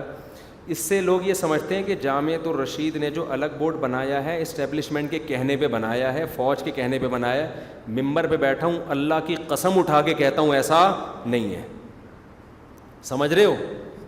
ممبر پہ کوئی آدمی اتنی بڑی قسم اٹھا کے جھوٹ بولتے ہوئے اللہ سے ڈرتا ہے. ہم 27 سال سے جامعۃ الرشید میں ہیں, 18 سال کی عمر میں آیا تھا, اب تک ان کے ساتھ ایسے چپک کے ہم نے زندگی گزاری ہے. نہ کسی آرمی کا اس میں دخل ہے, نہ ایجنسیوں کا. یہ ان کی اپنی رائے تھی کہ ہمیں الگ بورڈ کی ضرورت ہے, اور اس سے وفاق کو 2 ٹکڑوں میں نہیں توڑا ہے. دیکھو, جب کوئی چیز ایک ہی نصاب آپ الگ بورڈ بنا کے کرو تو اس کا مطلب آپ نے اس کو 2 ٹکڑوں میں توڑ دیا. ان کا الگ سلیبس الگ ہے, ان کا ہدف الگ ہے, ان کا ویژن الگ ہے. اس بیس پر الگ بورڈ بنایا ہے. تو اس کو یہ تعبیر کرنا کہ وفاق المدارس کو 2 ٹکڑوں میں تقسیم کر دیا, یہ تعبیر 100% غلط ہے. وفاق المدارس 2 ٹکڑوں میں اس وقت تقسیم ہوتا ہے جب سیم وفاق المدارس والا سیٹ اپ ہوتا اور یہ اپنی الگ 1.5 اینٹ کی مسجد بنا کے بیٹھ جاتے. پھر ہم کہتے ہیں جب ایک بورڈ چل رہا ہے تو آپ کو الگ 1.5 اینٹ کی مسجد بنانے کی. ان کا پورا سیٹ اپ الگ ہے. میں تو پڑھا رہا ہوں نا, مجھ سے زیادہ کس کو پتا ہوگا. سیٹ اپ الگ ہے کیونکہ ان کا ہدف کیا ہے. وفاق المدارس پشاور جا رہا ہے, یہ کوئٹہ جا رہے ہیں. اس پہ آپ کہہ سکتے ہیں کہ جب وفاق المدارس پشاور جا رہا ہے تو یہ کوئٹہ کیوں جا رہے ہیں. یہ کوئٹہ اس لیے نہیں جا رہے کہ وفاق المدارس کو غلط سمجھتے ہیں. یہ کہہ رہے ہیں جیسے پشاور جانا ضروری ہے ایسے کوئٹہ جانا بھی کیا ہے, بہت ضروری ہے. نہ وفاق المدارس کی اہمیت کا انکار کیا. اگر وفاق المدارس اپنا نصاب خدا نخواستہ ختم کر دے, وفاق المدارس بند ہو جائیں, ہو سکتا ہے یہ بورڈ ختم کر کے وہی شروع کر دیں کہ بھائی وہ شعبہ تو خالی رہ گیا. سمجھ میں آ رہی ہے بات کہ نہیں آ رہی ہے؟ تو ایک نئے اس کی میں ایک مثال دیتا ہوں. ہمارے شیخ حضرت مفتی رشید احمد صاحب رحمۃ اللہ علیہ دارالعلوم کرنگی میں بخاری پڑھاتے تھے. حضرت نے دارالعلوم کرنگی سے استعفیٰ دے کے الگ ادارہ بنا لیا. لوگوں نے کہا کہ آپ نے مدرسے کے الگ ادارہ کیوں بنایا؟ انہوں نے کہا میں نے الگ ادارہ نہ میں نے دارالعلوم کو توڑا ہے, الگ ادارہ بھی نہیں بنایا. دارالعلوم کرنگی میں علماء بن رہے ہیں, مفتیان کرام نہیں بن رہے, یا بن تو رہے ہیں الگ سے, ان کے لیے کوئی نصاب نہیں ہے.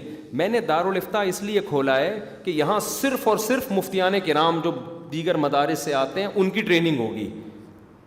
تو ان کا ہدف الگ ہو گیا کہ نہیں ہو گیا؟ ان کا نصاب بھی الگ ہو گیا. مفتیوں کا تو نصاب پورا الگ ہوتا ہے. انہوں نے کہا پورے پاکستان میں اب تک صرف مفتیوں کو تیار کرنے کے لیے کوئی الگ سے ادارہ نہیں ہے. جس مدرسے میں فارغ ہوتے ہیں اسی میں بن رہے ہوتے ہیں. مفتیوں کی بالکل الگ ٹریننگ ہونی چاہیے. تو بات ختم ہو گئی. اس کو توڑنے سے کوئی بھی تعبیر نہیں کرتا. یہی وجہ ہے ہمارے حضرت دارالعلوم کرنگی جاتے تھے, ان کا استقبال ہوتا تھا, بڑی تعریفیں بھی کرتے تھے, بہت محبت کرتے تھے دارالعلوم کرنگی سے. تو جامعۃ الرشید وفاق المدارس سے اللہ کی قسم بہت محبت کرتا ہے. مجھے قسمیں اٹھانا اچھی بات نہیں ہے, لیکن اتنا پروپیگنڈا ہم سن رہے ہیں نا, ہم نے کبھی بھی کوئی ان سے منفی بات نہیں سنی کہ یہ ختم ہو جائیں, یہ ایسے ہیں. وہ کہہ رہے ہیں یار, بار بار کہہ رہے ہیں کہ ہم انشاءاللہ وفاق المدارس کے معاون اور مددگار ثابت ہوں گے. ہر سطح پہ ہم ان کو سپورٹ کریں گے. جو توڑ کے الگ ہوتے ہیں وہ تو چاہتے ہیں یہ بند ہو جائیں, ہم آ جائیں. تو نہ کوئی اسٹیبلشمنٹ کو. تو عمران خان سے جب ملاقات ہوئی ہے نا, تو اس وقت جامعہ کے محتمم نے بتایا عمران خان کو کہ ہم نے نیا وفاق بنایا. عمران خان کو پتہ ہی نہیں تھا, اور لوگ کہہ رہے ہیں عمران خان نے توڑوایا ہے. اس کو پتہ ہی نہیں تھا. ایسی بے تکی خبریں ادھر سے ادھر, پروپیگنڈا. تو ایک تعلیمی الگ سے ان کا تعلیمی نصاب ہے, ان کا سلیبس الگ ہے. آپ یہ کہہ سکتے ہیں پھر بہت سے مدارس کو اپنے بورڈ میں کیوں لے کر آ رہے ہیں؟ وہ کہہ رہے ہیں ہمارا جو ہدف ہے اس کے لیے ہمیں جتنی تعداد میں افراد چاہیے فیوچر میں, تو اس کے لیے بورڈ کی ضرورت ہے. وہ انفرادی طور پہ مدرسہ وہ کام نہیں کر سکتا. تو آپ کبھی جامعہ کے پاس بیٹھیں, وہ پورا پروجیکٹر پہ آپ کو اپنا ویژن بتائیں گے بڑی تمیز سے. تو آپ قائل ہوں گے کہ بھائی وفاق المدارس کی اپنی جگہ ضرورت ہے, لیکن اس کی بھی ضرورت ہے. تو میرے بہت سے شاگرد ہیں, ہم تو وفاق المدارس میں ان کو مشورہ دیتے ہیں آپ وہاں پڑھیں, کسی کو ہم کہتے ہیں آپ یہاں. اگلے صلاحیتوں کو دیکھ کے ہم کہہ رہے ہوتے ہیں. میں خود وفاق المدارس سے فارغ ہوں, اگر میں کہوں یا مفتی عبدالرحیم صاحب کہیں کہ وفاق المدارس ٹھیک نہیں ہے تو سب سے بڑے تہمت تو ان پہ لگے گی کہ آپ بھی ٹھیک نہیں ہیں. اپنی مادر جو علمی ہے اس کا کون انکار کر سکتا ہے؟ تو یہ جتنے علماء بڑے بڑے علامے ہیں تو وفاق المدارس سے فارغ ہوئے ہیں. جامعۃ الرشید ان کی نفی کر کے اپنے پاؤں پہ تھوڑی کلاڑا مارے گا. جامعۃ الرشید کا ایک دعویٰ ہے کہ بھائی اس زمانے میں وفاق المدارس کافی نہیں ہے, ضروری ہے, کافی نہیں ہے. اس کے علاوہ بھی ایک ایسا تعلیمی نظام ہونا چاہیے جو ملک میں عالم کے ساتھ ساتھ ایسے افراد کثیر تعداد میں پیدا کرے جن کے ہاتھ میں کل ملک کی باغ ڈور آنے والی ہے. تو اس کے لیے ایک الگ ان کا ہدف ہے. تو اس میں میرا خیال ہے کوئی طنز کی بات, اعتراض کی بات نہیں بنتی. اور اگر پھر بھی کوئی اختلاف کرتا ہے تو اختلاف رائے کا حق ہر ایک کو ہوتا ہے. میں نے بڑے بڑے اکابر کو دیکھا, انہوں نے جامعہ سے بعض اکابر کو انہوں نے اختلاف رائے کی. بہت سے اکابر تو شامل بھی ہوئے, انہوں نے کہا ٹھیک ہے بھائی. بعض نے اختلاف کیا لیکن انہوں نے طنز نہیں کیا. انہوں نے کہا یہ ہمارا رائے کا اختلاف ہے تو رائے کا اختلاف کی حد تک رکھیں نا. اس کو ایجنسیوں نے کروایا, فوج کے پٹھو سے فضول قسم کی. میں نے جب عمران خان کی پہلے تقریر کی حمایت کی تھی نا, عمران خان کی نہیں, اس کی تقریر کی, تو میں نے کبھی بھی یہ نہیں کہا عمران خان اچھا ہے یا فلاں برا ہے, یہ کہا ہی نہیں ہم نے. یہ تو بہت بڑا جملہ ہے یہ کہنا زبان سے, اس کا بڑا, اس پہ بہت سارے ثبوت پیش کرنے پڑتے ہیں. تو ہم نے کہا بات اتنی کرو جس کے ثبوت دے سکتے ہیں, ٹھیک ہے نا. میں نہ عمران خان کے ساتھ بچپن گزارا, نہ جوانی گزاری, نہ اس کے بڑھاپے میں ہم ان کے بہت, ہمیں کیا پتہ اچھا ہے کہ برا ہے. ہم تو کام کو دیکھیں گے, یار یہ والا کام خاندانی کیا, بس ختم. اب اس پہ ہم جواب دے سکتے ہیں. میں نے کہا اقوام متحدہ میں اچھی تقریر کی. اب کوئی کہ تقریر سے کیا ہوتا ہے, میں نے کہا مجھے نہیں پتا تقریر سے کچھ ہوتا ہے کہ نہیں ہوتا. تقریر کیا کی تھی؟ خاندانی کی تھی. کیا خیال ہے بھائی؟ تو ہم یہ اتنا بات کرتے ہیں, اس پہ ہمیں ثبوت پیش کرنے کی ضرورت نہیں کہ ساری دنیا کو پتہ ہے اچھی تقریر کی تھی. پھر وہ کہتے ہیں جی اس نے, میں نے کہا کہ بھائی اس نے قادیانیوں کا چینل بند کر دیا. بھائی چینل بند کرنے سے کیا ہوتا؟ مجھے نہیں پتا بھائی چینل بند کرنے سے کچھ ہوتے. کام یہ والا کیا کر دیا؟ اس حد تک ہم نے کیا ہے. لوگ کہتے ہیں پھر اس نے کچھ الٹے کام بھی تو کیے ہیں, اس کو بھی تو ہائی لائٹ کرو. کہتے ہیں پھر الٹے کام اگر ہائی لائٹ کرنے پر آ گئے نا, پھر اس کے اگینسٹ میں کچھ لوگ ایسے جنہوں نے اس سے بھی الٹے کیے ہیں. تو ہم نے ایک پالیسی بنائی ہوئی ہے ہمارے وزراء میں اور سیاسی لیڈروں میں, جو جو اچھا کرتا رہے گا اس کو ہائی لائٹ. اب مثال کے طور پر میرا آج بیان ہوا پولیس پہ کہ پولیس نے ڈاکو مارا, کتنا اچھا کام کیا, اس کی میں دعوت کروں گا, کھلاؤں گا. ہو سکتا ہے کوئی آ کے کہے وہ پولیس والا جو ہے نا اس دن وہاں وہ تو ڈاکوؤں سے ملا ہوا تھا. اب بھائی اگر اس طرح کی باتیں میں نے شروع کر دیں تو پھر تو پتہ نہیں وہ والا خود ڈاکو تھا, ہو سکتا ہے. ٹھیک ہے نا. نیگیٹو باتیں سنبھالنا بہت مشکل کام ہے. تو پازیٹیو میں جس کی جو چیز نظر آئے گی وہ ہم پارسل کر دیں گے.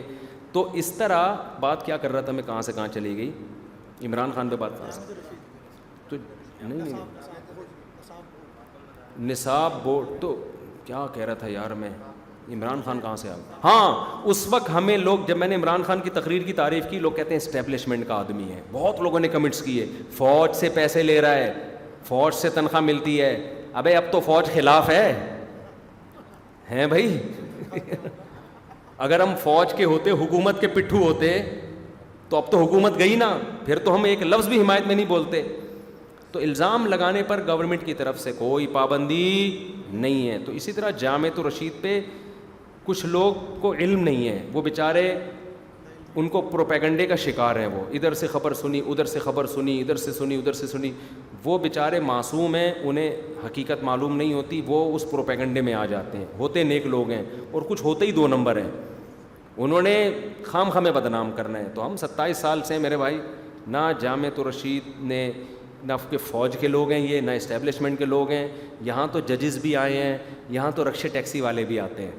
ابھی میں جب اسلام آباد گیا نا, اب سیکیورٹی بہت ہمیں تھریٹس آ رہی تھیں کہ بہت حالات خراب ہیں.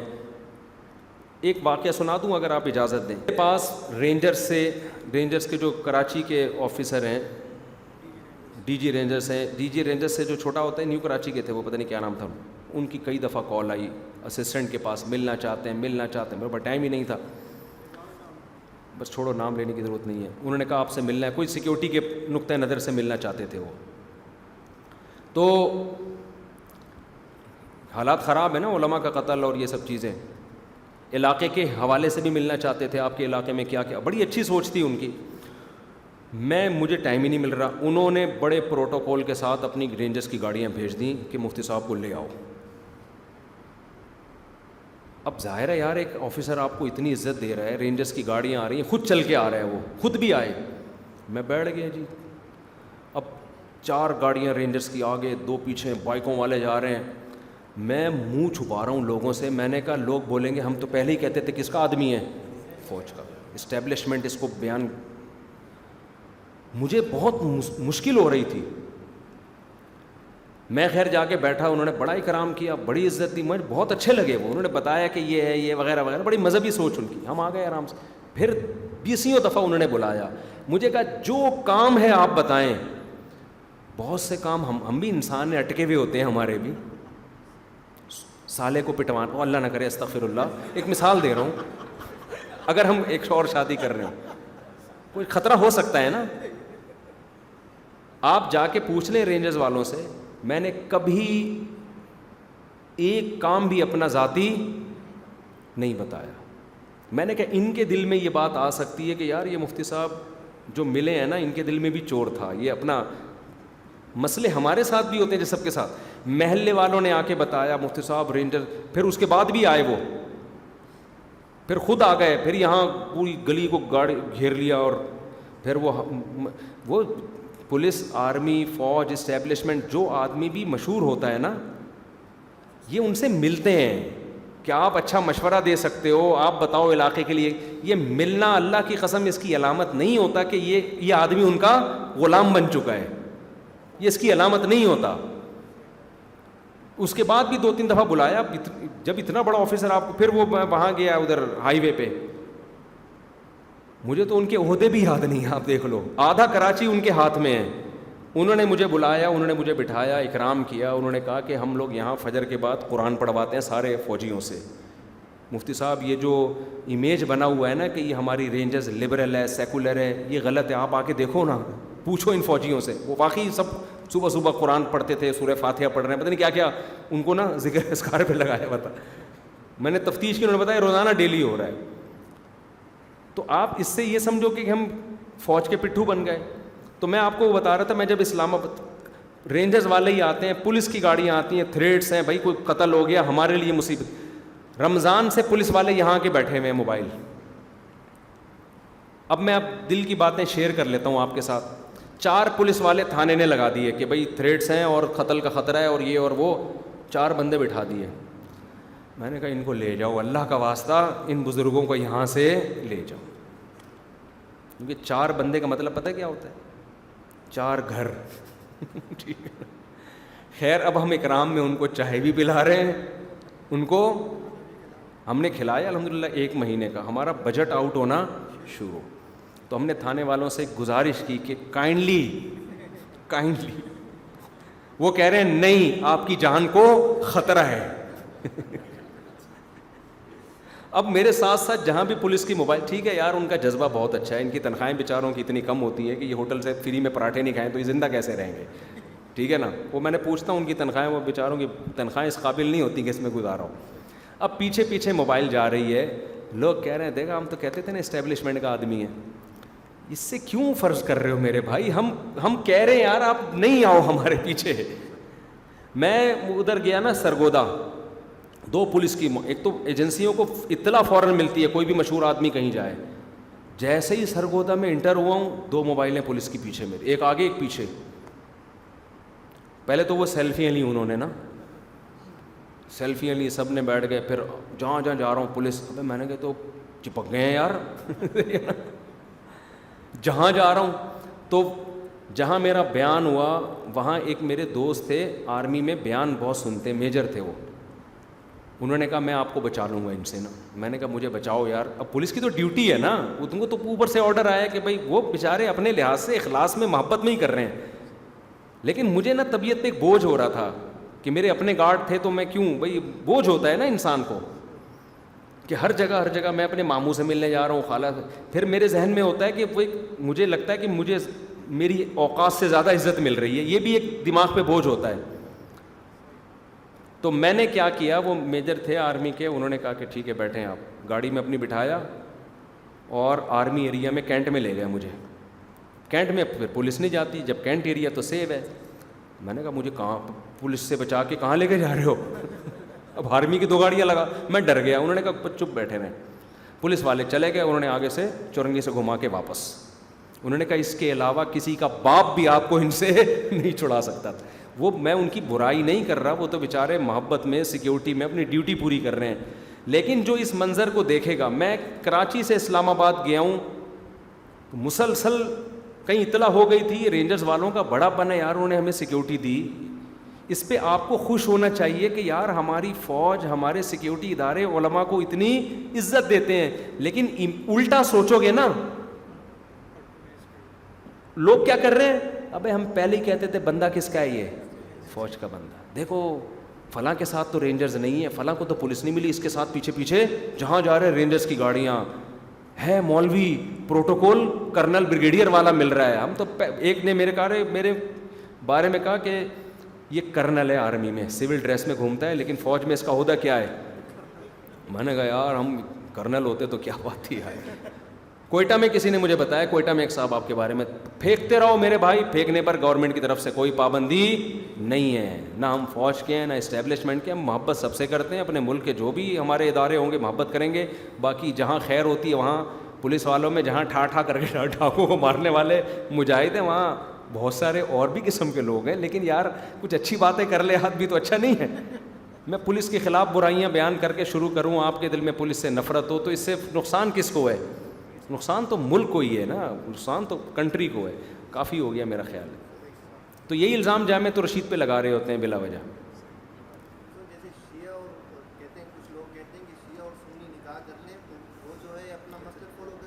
نہ نہیں, اس طرح کے مسائل پوچھا نہ کریں, لیکن یہ ٹھیک نہیں ہے. ایسا ہی ہے, بس چھوڑو, ابھی مثالیں دوں گا پھر بات پھر وہی ہے نا, پھر خواریت ختم. وما علینا الا